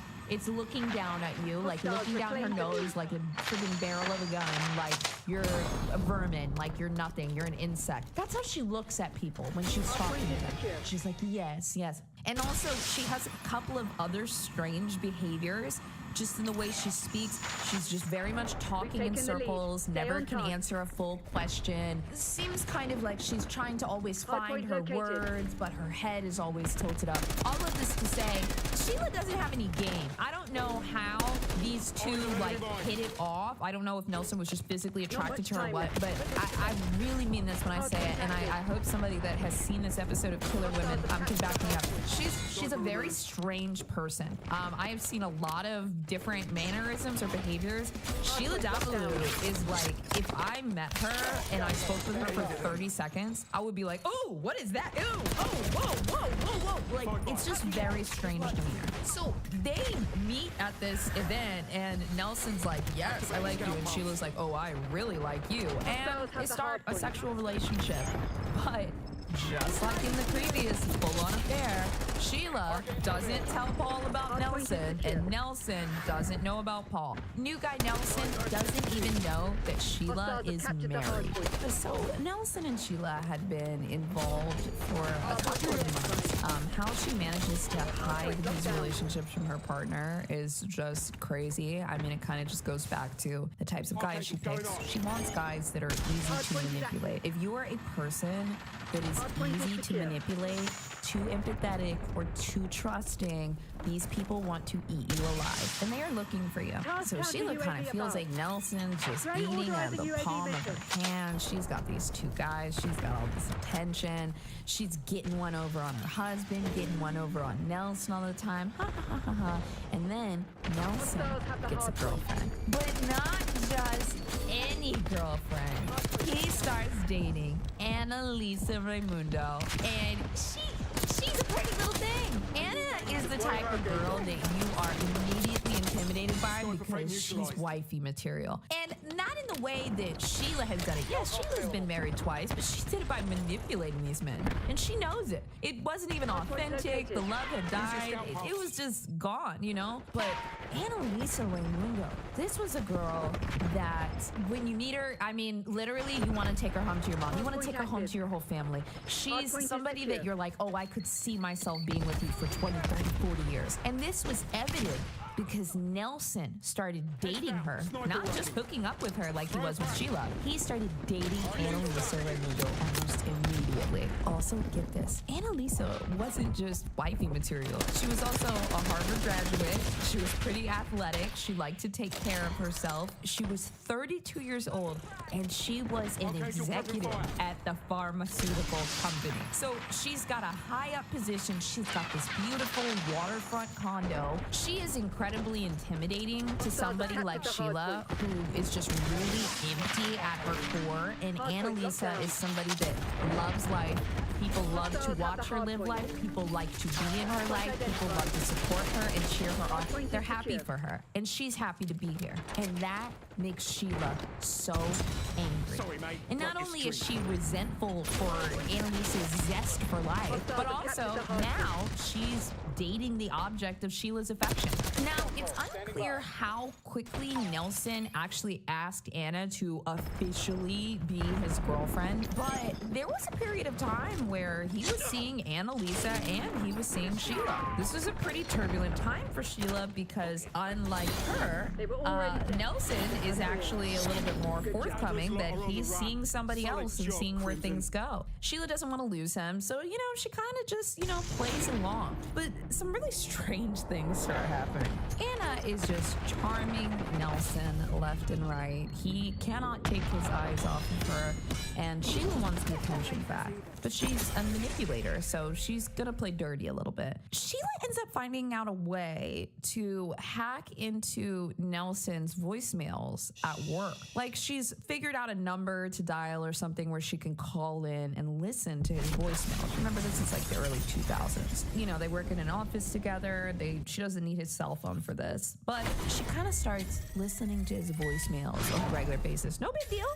Just checking in on her man. She is like, this is not that serious. I'm just keeping tabs. And she's listening to his voicemails all the time when they come in. And then one day, she finds out through one of his voicemails that he is going to be flying to Las Vegas. And what does Sheila do? She also decides to book a ticket to Las Vegas on the same flight.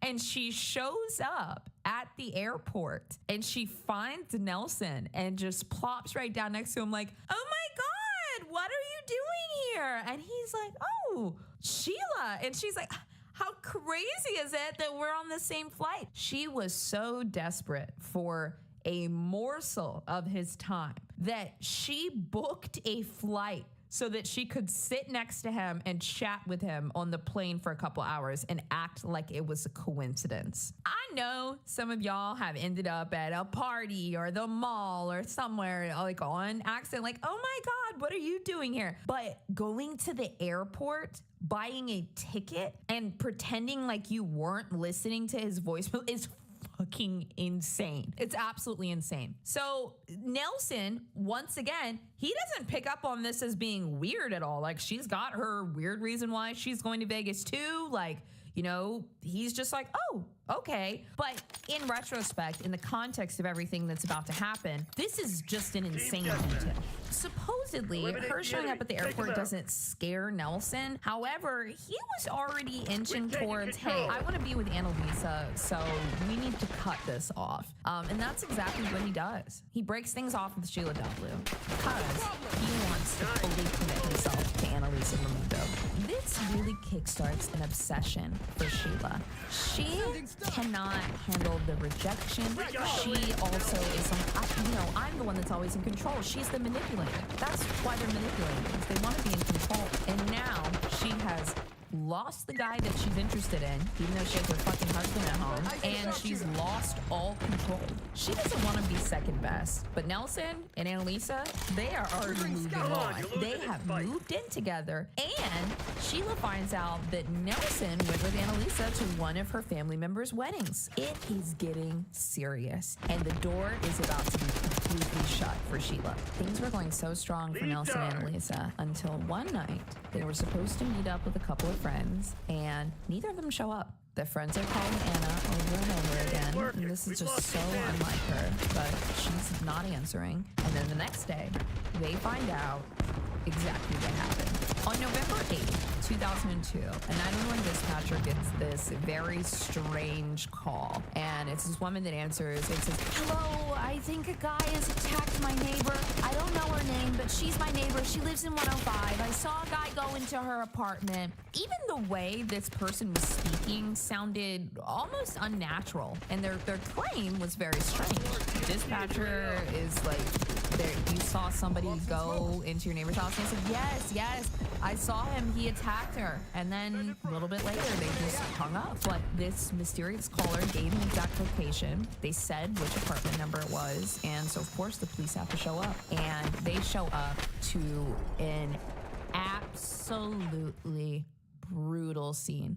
When the police get there were no signs of forced entry, but they immediately stumble on Annalisa Raimundo's body right in front of her door. She was face up. It was like she was trying to crawl and leave, but she had ultimately given up. Her injuries were so incredibly severe, and the house was in total disarray. There had been some type of brawl, and Annalisa was a fit girl. She really fought for her life. But this killer soon came into the house, may have been let in, and they used anything within their vicinity to murder this woman who had never done anything to anybody.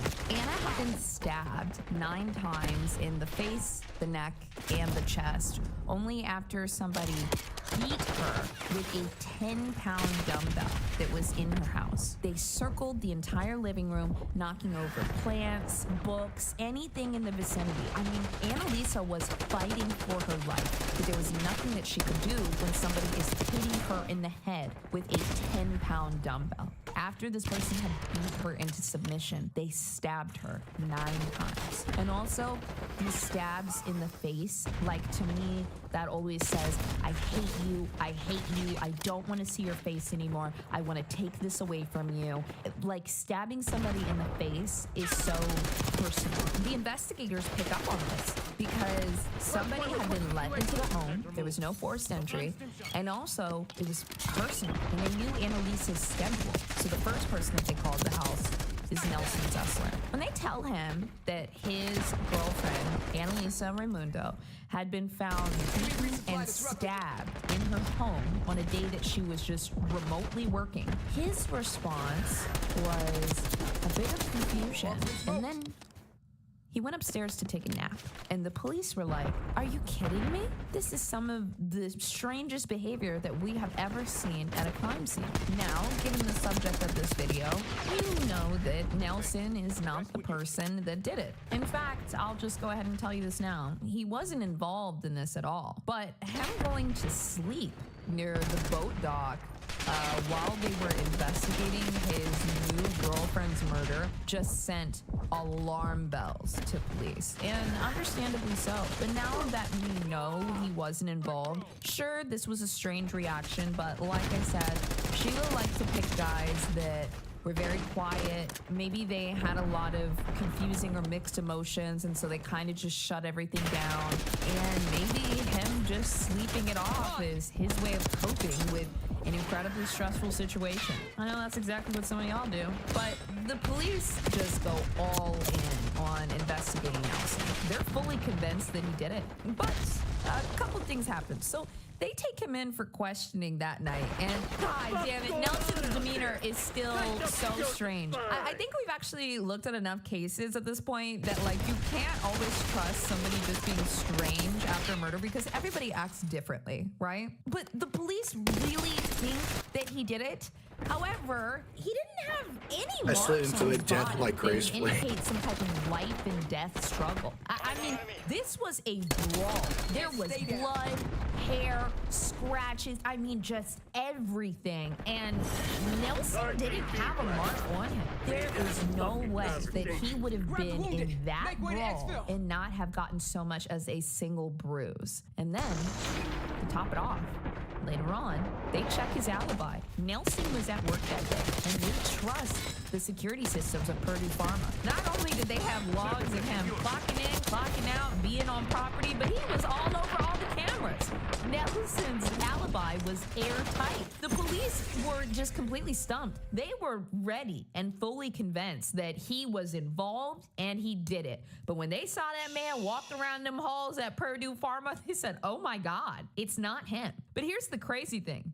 Nelson never thinks to mention Sheila Davalloo in this interview because despite all of her strange little stalker behaviors, like showing up at the airport, he doesn't suspect anything. He literally doesn't suspect anything. He thinks that Sheila is just a chill girl that he used to hook up with, and there's no way that she could ever be involved, to the point that he doesn't even mention her name to the police. But then, after he leaves the station, guess who's barking up his tree?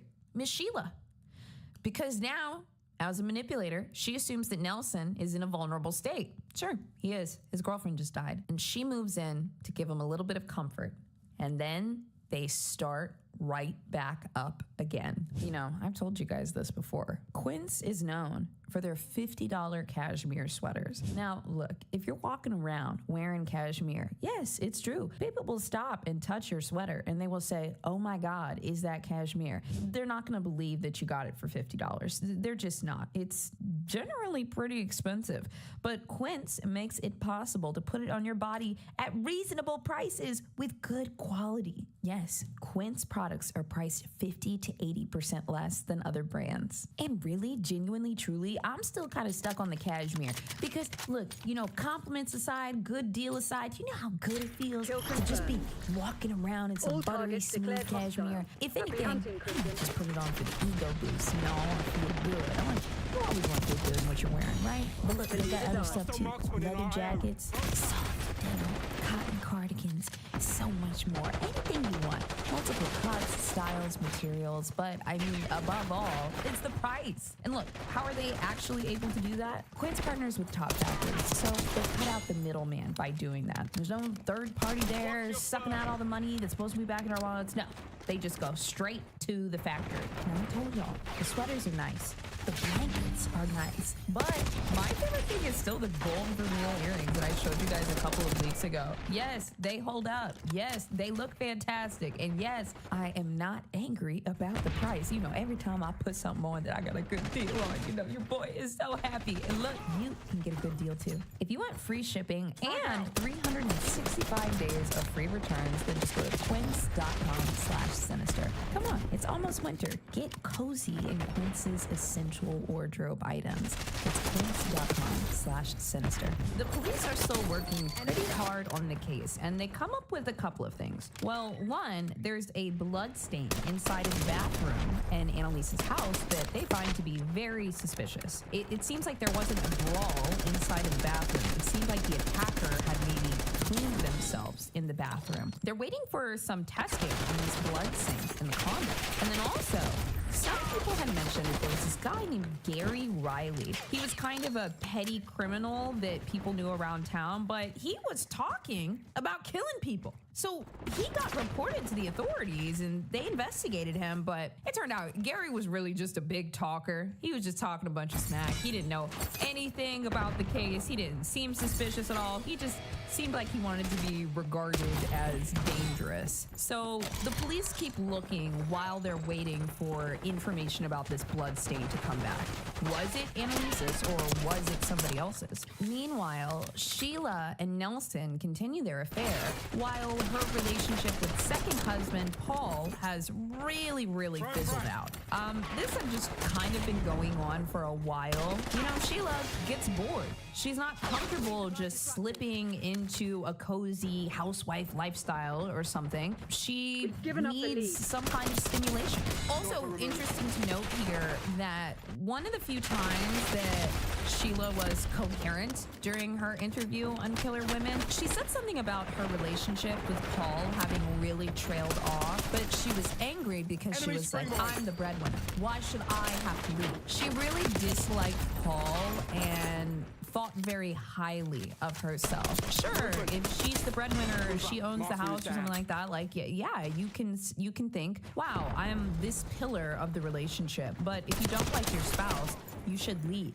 You don't need to berate them. You don't need to cheat on them. You don't need to keep them in the house so that you can put yourself up on a pedestal by thinking lowly about your spouse, but you won't leave them. It's interesting because she stayed for a reason, but that reason was not because she liked Paul. I mean, she treated him like total garbage. The relationship was completely non-romantic. They were basically just roommates, and she's cheating on him with Nelson this entire time. Also, you remember that little tidbit that I told you in the beginning about Sheila's schizophrenic brother? It wasn't true. Sheila was an only child, hence why she probably enjoyed having so much attention from all of these guys. She never had a brother, and she certainly never had a schizophrenic brother who was coming down week over week. It was actually Nelson that was coming over. And so Sheila was such a master manipulator, and I hate to give her that title, but I mean, she really is, like, that is her identity. She's a fucking manipulator. She manipulated this man so hard into believing, you know, he needed to be a good man and a good husband and take all of his stuff, any trace of his existence, and get it out of the house. Like, she wasn't helping him, you know, pack up these things week over week. It was, okay, Paul, get your shit and get out. Bye now. Bye. Nelson, come on over. You know, and like, why? Like, just leave at that point. Like, just leave. I'm sure you guys in the comments might have a couple of theories of like why she didn't leave. I think there's an element of her wanting to monkey bar to the next relationship. She wants to line up something solid with Nelson before she leaves Paul. But then two, I think she also was siphoning some type of ego from him by thinking so lowly of him and keeping him around. I mean, we say this all the time. Just leave.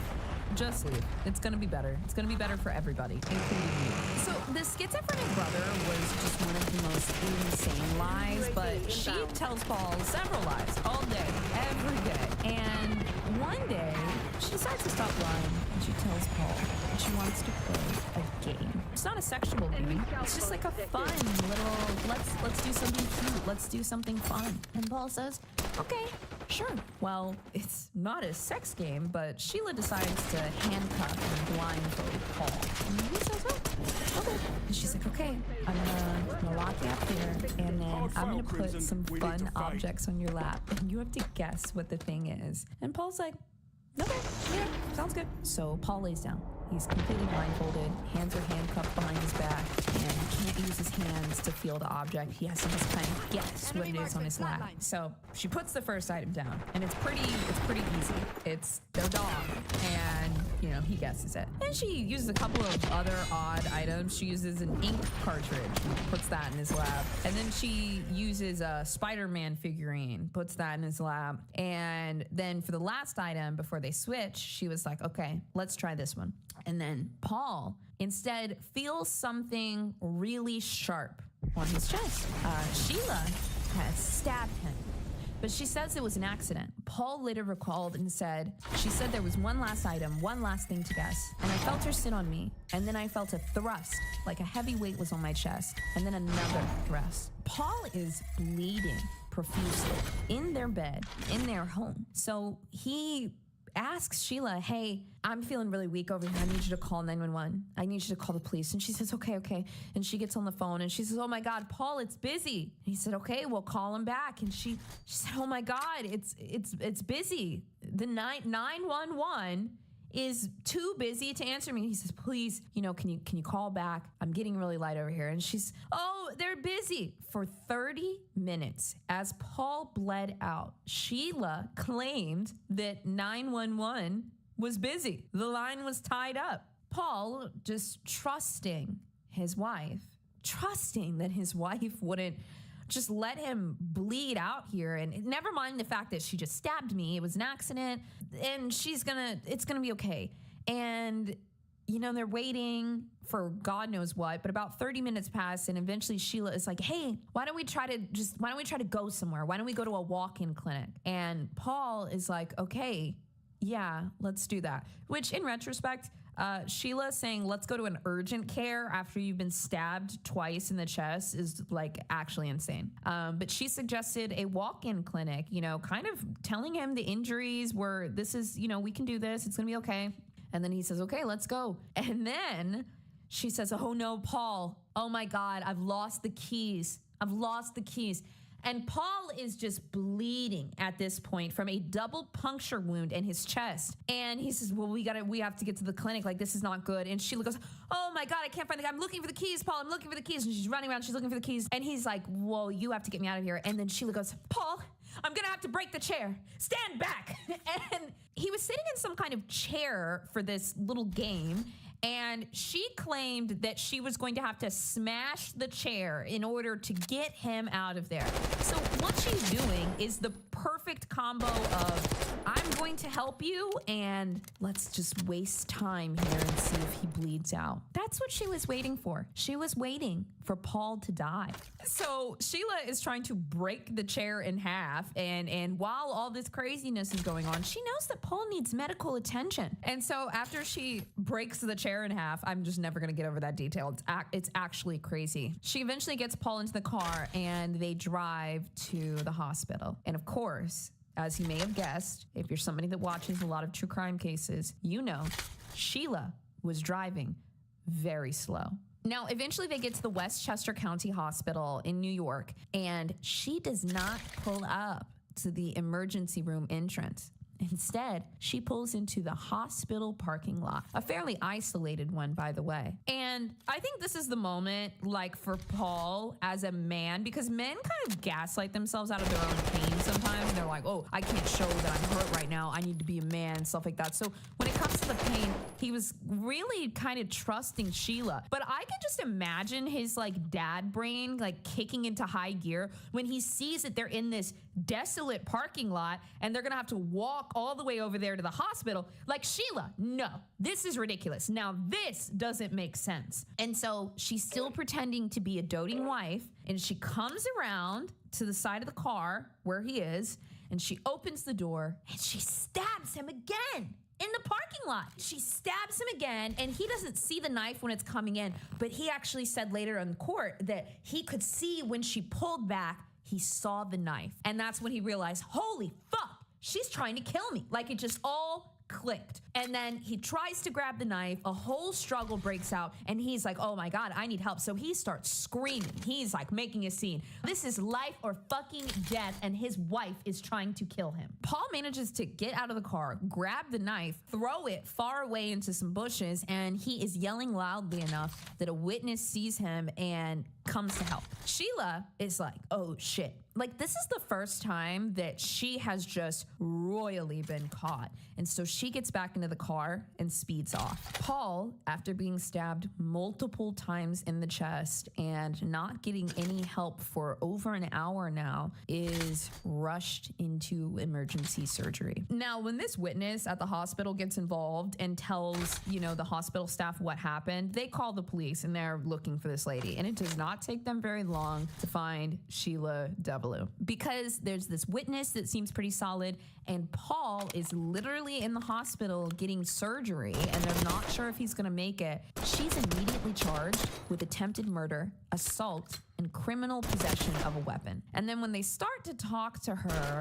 story just doesn't really make sense. First, Sheila tells the investigators that Paul injured himself at work. And they're like, we're not buying that. That's not true. Paul said that you stabbed him. And so then she changes her story. She actually tells the investigators at one point about their little game of guessing the items. And she said, well, I thought it would be fun to, do this paring knife at the end. And while I was holding it, he just sat up and he just went right into the knife. And then he did it again. And so the investigators are like, so he lunged himself into the knife that you were holding twice. She said, yeah. That's kind of how Sheila is. She'll just say, well, yeah.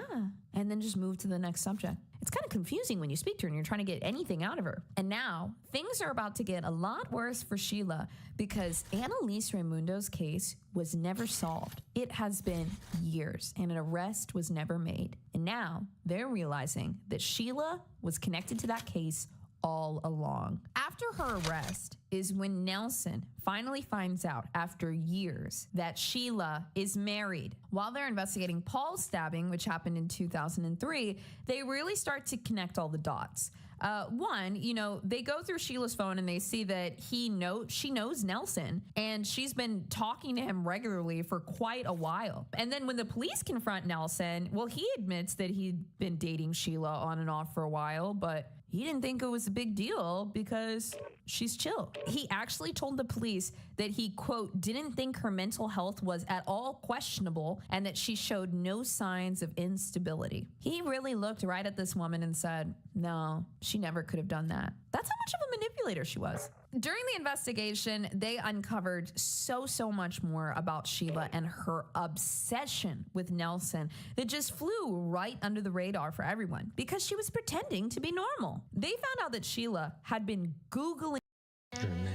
You're old. You're horny. You say you're a Christian. Well, you know what? The texts that you say, they don't back that up. Your name is Dirty David, and you're a sexter on the show Social Catfish, in which you've been texting a Nigerian man saying how you want to do the dirtiest things to him. And when people bring it up, all you can do is smile.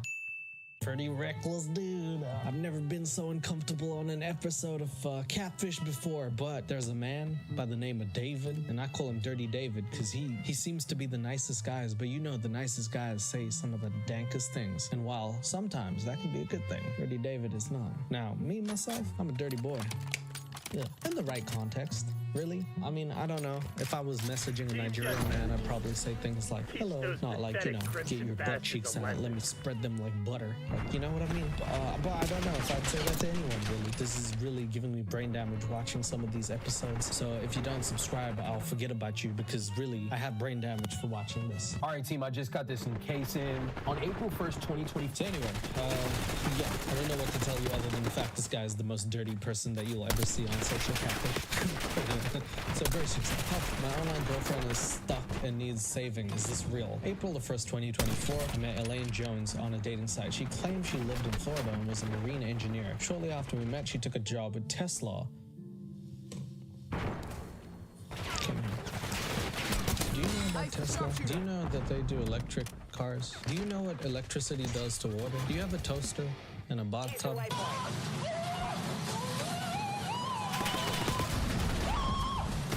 Which required her to travel to Tokyo, where she was overseeing production of Tesla batteries, but she ran into additional fees and expenses, so I helped her by sending $33,000 over to her via wire transfer. My retirement account has stopped me from sending any more money. This person is breaking my heart. Can you verify her, please?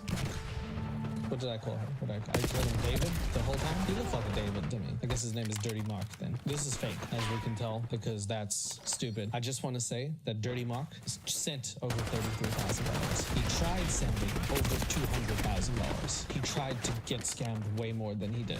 Let that sink in. Hi, Catfish. My name is Mark. I just turned 65 earlier this month. He's 65. Well, I guess you never don't get horny, huh? I was like, not that I wasn't hoping for it, but I was like, maybe at 65 I could.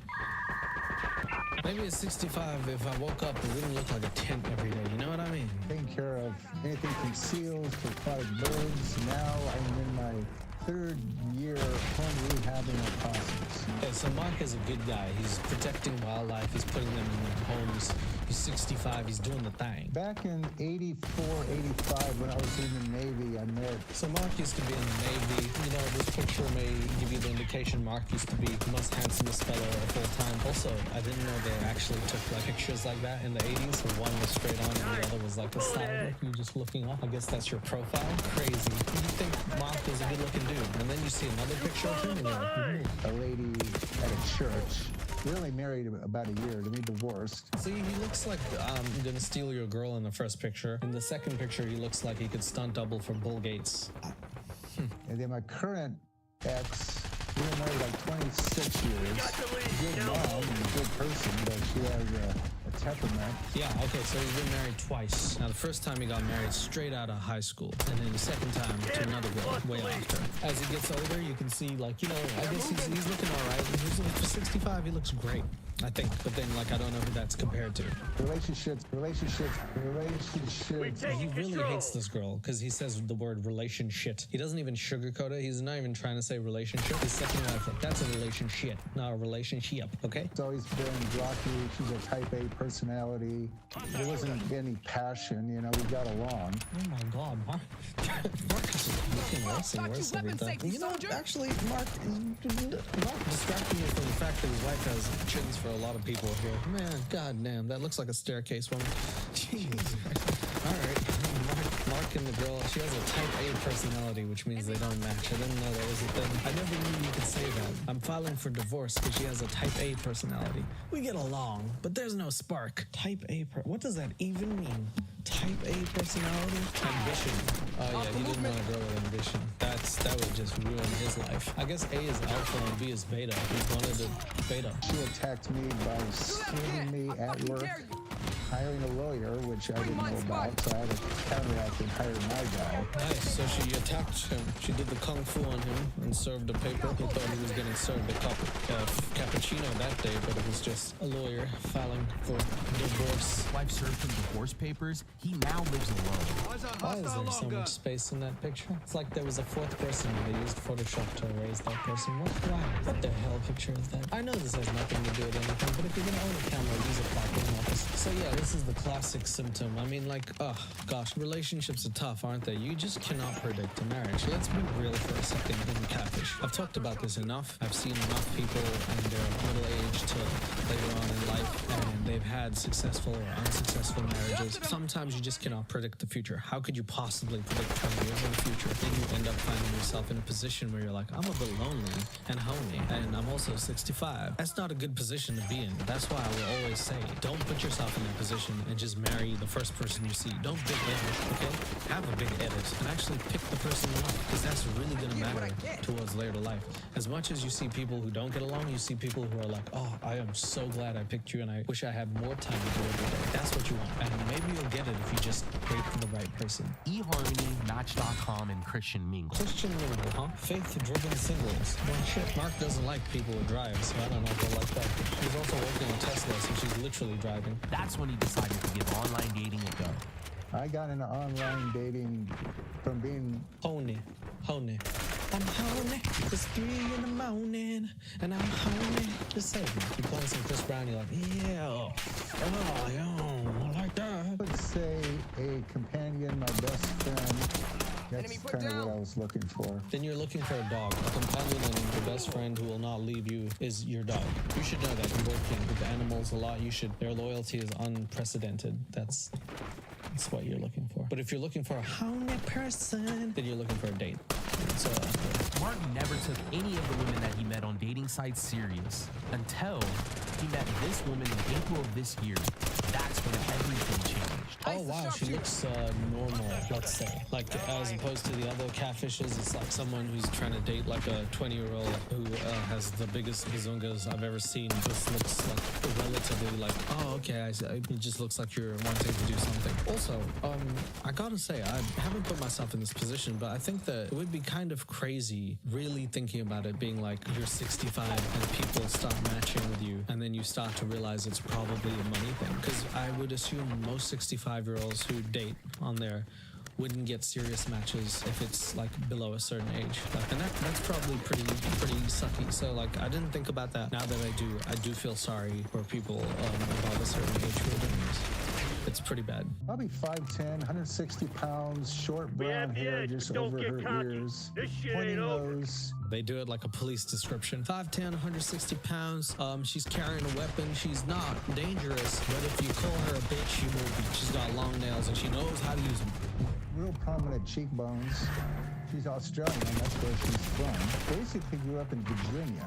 She's Australian. Okay. I like how whoever the scammer was gave her a backstory. These scammers are getting better, you know. They're gonna have Nigerian scammers writing the next screenplays for Marvel very soon. And then I got a couple pictures of her daughter. She has a teenage daughter in Florida. Well, that's not a teenager. I hope you know. That's a baby. Maybe he's the different daughter, but that's a kid. That's a child.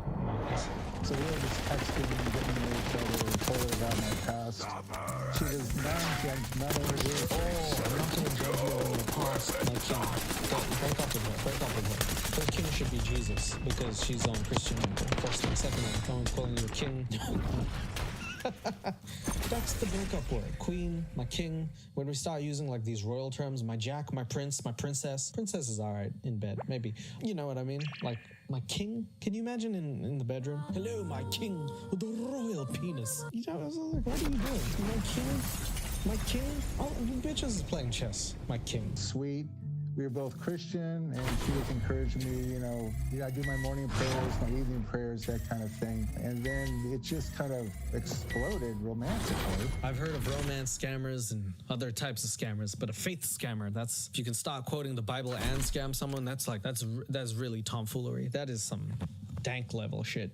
There's been a few sexual conversations text-wise. Christian mingle. People who do... Nice people. I didn't know that you could. Is this what Christian people? Holy shit. Holy Lord Christ. Damn it. Okay. Yes, baby, I would love to. Do you want to sex me? Uh-huh. Yes. Thy Lord have mercy on your pussy. Like, oh God, Jesus Christ. Okay. All right. Basically, I'm the best thing that came to her. Oh God, I think there's other things that came to her. First time she told me she loved me was, baby, I just want you to know that you are the best thing that's ever happened to me. And he's sitting down like he's playing camouflage with his couch. Probably the middle of May. I didn't feel it was too fast. I had responded positively. So they don't show the things that he says. And you might be wondering, Leo, why did you say he was the dirtiest man if you're not going to read some of his texts? I will. You'll get to see them. Just keep watching. I am physically attracted to her. Things moved very fast for Elena. You and your daughter should move in with me. There's plenty of room. Okay, well, hey, you're lonely and horny and you want to be in love with someone. You want to be loved, right? You're 65. You're heading into the final third, right? You want to be taken care of. I get it. I can see from his point of view, he gets it. He also wants to get his pipes cleaned from time to time. I get it. I understand what Mark's doing. It's just the fact that he's a dirty man that makes me feel it's hilarious. I did buy her a ring. And I kind of hinted it to her. Her birthstone is pearl, so I added a... Mark, she's not Superman. She doesn't need that shit. What are you gonna wear? Where are you wearing that? You gonna put that on your ass cheeks? What is that about? This doesn't look like a ring. It looks like a stone you just found at the beach, Mark. Pearl to that. If she ever gets to the States, I would propose to her, and I wrote up vows. You gotta stop proposing to people you haven't met. Don't buy rings for people you haven't seen before. Wait till you see them. Oh yeah, he also writes vows that he was gonna do. And let me tell you, Shakespeare is rolling in his grave because he is scared of Mark. Mark the dirty texter, oh my God, he's got a tongue of beautifulness because he is a good writer. My dearest Elaine, we only have known each other for only a short time. Take one of the onlys, bro. That's too many. God. Yet I feel that we knew each other our whole lives. You have extended your love to me and have shown me what unconditional love is. Is this how people do their vows? I'm going off, but I'm not. Firstly, I can memorize something that's that important in my life. Secondly, hello, Elaine. I love you so many, and I hope that your daughter is sexier, not as sexier than you when I see you and her together. And Jesus, I hope you're listening. I am extending my commitment of unconditional love and loyalty to you. Oh shit, Jesus gets a shout out. And Jesus, if you're listening, extending my love to you, bro. But I'm extending my pole to her. See you in heaven, Lord. I am committing to stand by you in sickness and in health, for richer and for poorer, all the days of my life. To Jesus? Who's he proposing to? I'll give her a ring. She'll live with me for... till you die. Is that too dark? I don't care. Say a month or two, and she was mentioning about a small church wedding. Everything was going perfect. Was it, bro? Was it? He just said she's gonna come and move in for a month or two and then have a wedding and then didn't say what happens after. Conceivably, this woman is just gonna vanish into thin air. I don't know what's happening there. She took this job, this new contract in Japan to oversee production of lithium diode Tesla batteries to be transferred onto a ship. Don't you hate it when that happens? You're about to get married and then your partner takes a job in Japan doing lithium iode batteries for Tesla and importing them back to the US. It happens so much and I hate it. Oh gosh. It's like, can you be a little more considerate? I bought you a ring. I wrote you vows. I even proposed to Jesus while I was at it. What are you doing in Japan when you should be in my pants? To send back to the States. The contract was with Tesla, who is going to reimburse her for the expenses she had, plus a lot more after the ship. They're going to reimburse me all the expenses to rent the boats and crew, plus extra money. Marcus, do you know how jobs work? Usually, a person gets employed and then they get paid. At no point in the job do people pay the company and then the company's like, I'll pay you back. Came back to the States. She sent me photos of her business over in Japan, the factory and stuff, and so were the workers. Doesn't look much like a battery factory. Looks more like Gordon Ramsay's kitchen in the back rooms. What are you? An idiot sandwich. Baby, I'm out of funds and I can't pay for the customs fees to get supplies. I'm bankrupt. Don't you hate it when you take a job and then all your money just gets sucked out of because you have to pay the job to work there? Oh, hate that. There's other expenses going on, and now she's basically bankrupt. Technically, her contract should be up. Shut up. She also left her daughter in the States, which I find hilarious. Her daughter, who's, remember, like a teenager or like 12 years old or something, is left alone in the States while she does battery operational work in Japan for the US. They couldn't find one person in Japan to do it. They had to have a US person move over to move back. That's even though she hired a ship and crew, but she says she's in the contract and there's nothing she can do about it. You have to wait for the ship to cross over. That's true. Once you're in a contract, you have to wait for the ship to cross over. We all know pirates are very, very stringent on their contracts. Pirates are the most loyal people on Earth, and they follow rules. That's why they're pirates. She didn't really plan that. Somebody didn't plan this contract very well, but she's in a contract right now, and the money ran out. Yep, that's what happens. You sign a contract for money, and they take your money. You sign a contract, so now you're broke and an idiot. Notice when she asked for money, $33,000. The $33,000 was for customs fees. She just said, I need $33,000. I need a year's job. And it worked. It absolutely worked for some reason. For the supplies to get shipped from China to Japan. I pulled money out of my asshole. So she had me wire the funds to another bank, which belonged to the husband of her personal assistant that she's currently working with. She's bankrupt, but she has a personal assistant that she works with. Also, what did she say? Can you wire money to my what? I'm gonna read that again. This is just special. It's to my assistant's husband's account. Not my assistant. My assistant's husband's account. Hey Marcus, can you please wire money to my cousin's girlfriend's brother's daughter? Please, she's 5 years old. She's the one. She just started a new bank account. It's called. She's with Baby Bank, and I need you to send $300 million there. 2 weeks after that, the diodes were made. They were on the ship, but there was a delay in docking fees because it was inconvenient. So Mark actually sends her $33,000. I don't know what to say, man. These people, some of these people are they're just unbelievable, in my opinion. Other ships, and they were looking at $5,000 a day for that ship to sit there. Originally, it was $190,000 to $200,000, and then she we did some negotiations the last couple of weeks and got it down to 150,000. Catch me, eyes in the sky. All right, so she's stuck at the dock. There's docking fees of $5,000 a day, and she negotiated it from $200,000 to $150,000 because we all know negotiation is the only way you can get out of things. She saved a whopping 50K. 50K. She saved 25% just by negotiating.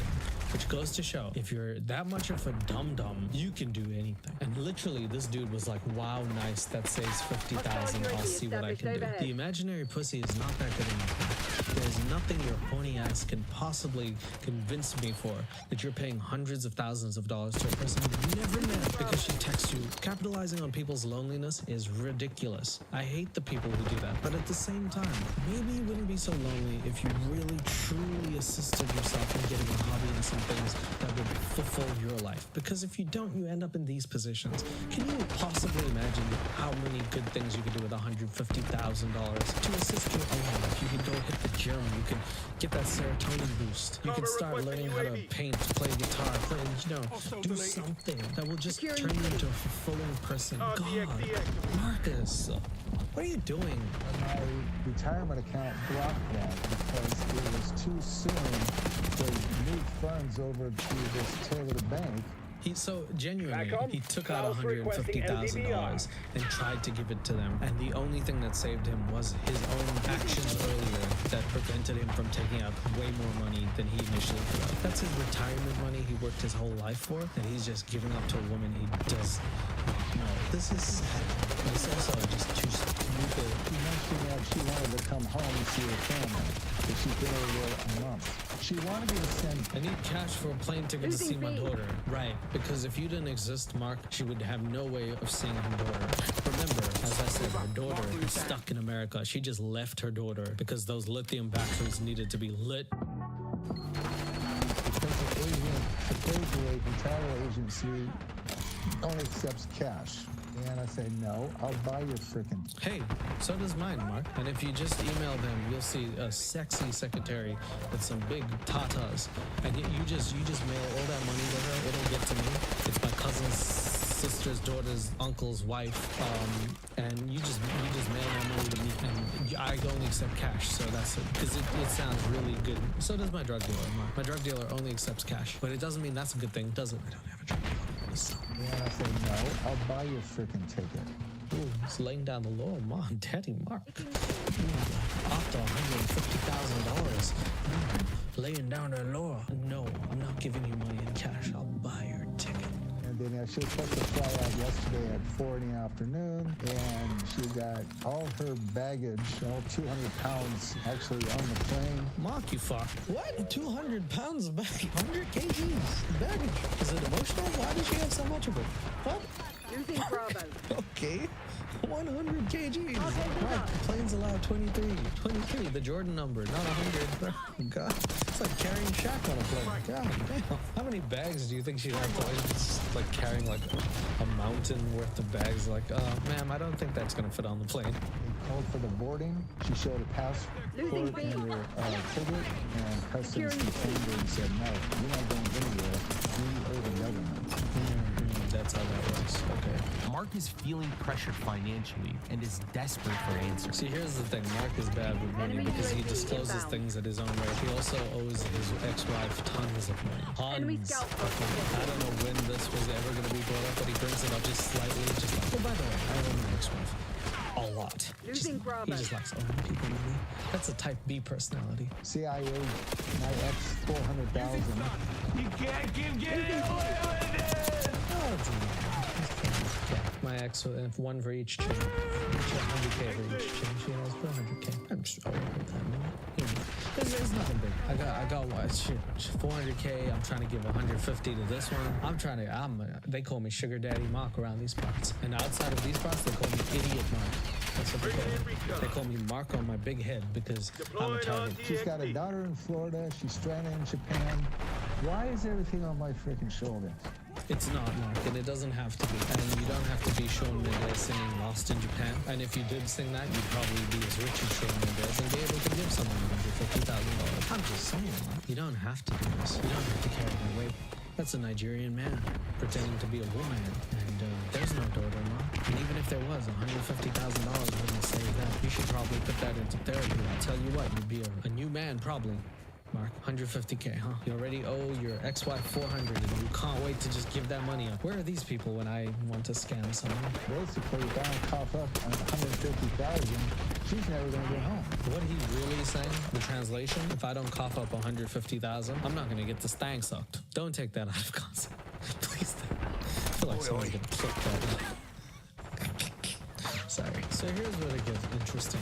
The gang breaks up, and all three of them do different things. Start off with Bree, where she reverse image searches things and gets all of the evidence that Mark sends to try and show him that this is in fact a scam. Drew gets on Skype and starts coaxing the scammer into being scammed by creating a fake bank account, which will then expose their IP address and a lot of information about them. And the host, whose name I forget, actually pretends to be Mark and gets on a phone call for no actual reason. I don't actually know the reason he does that, but he does it. We were finally able to get her on a call. David would then hop on a call pretending to be Mark to execute our game plan.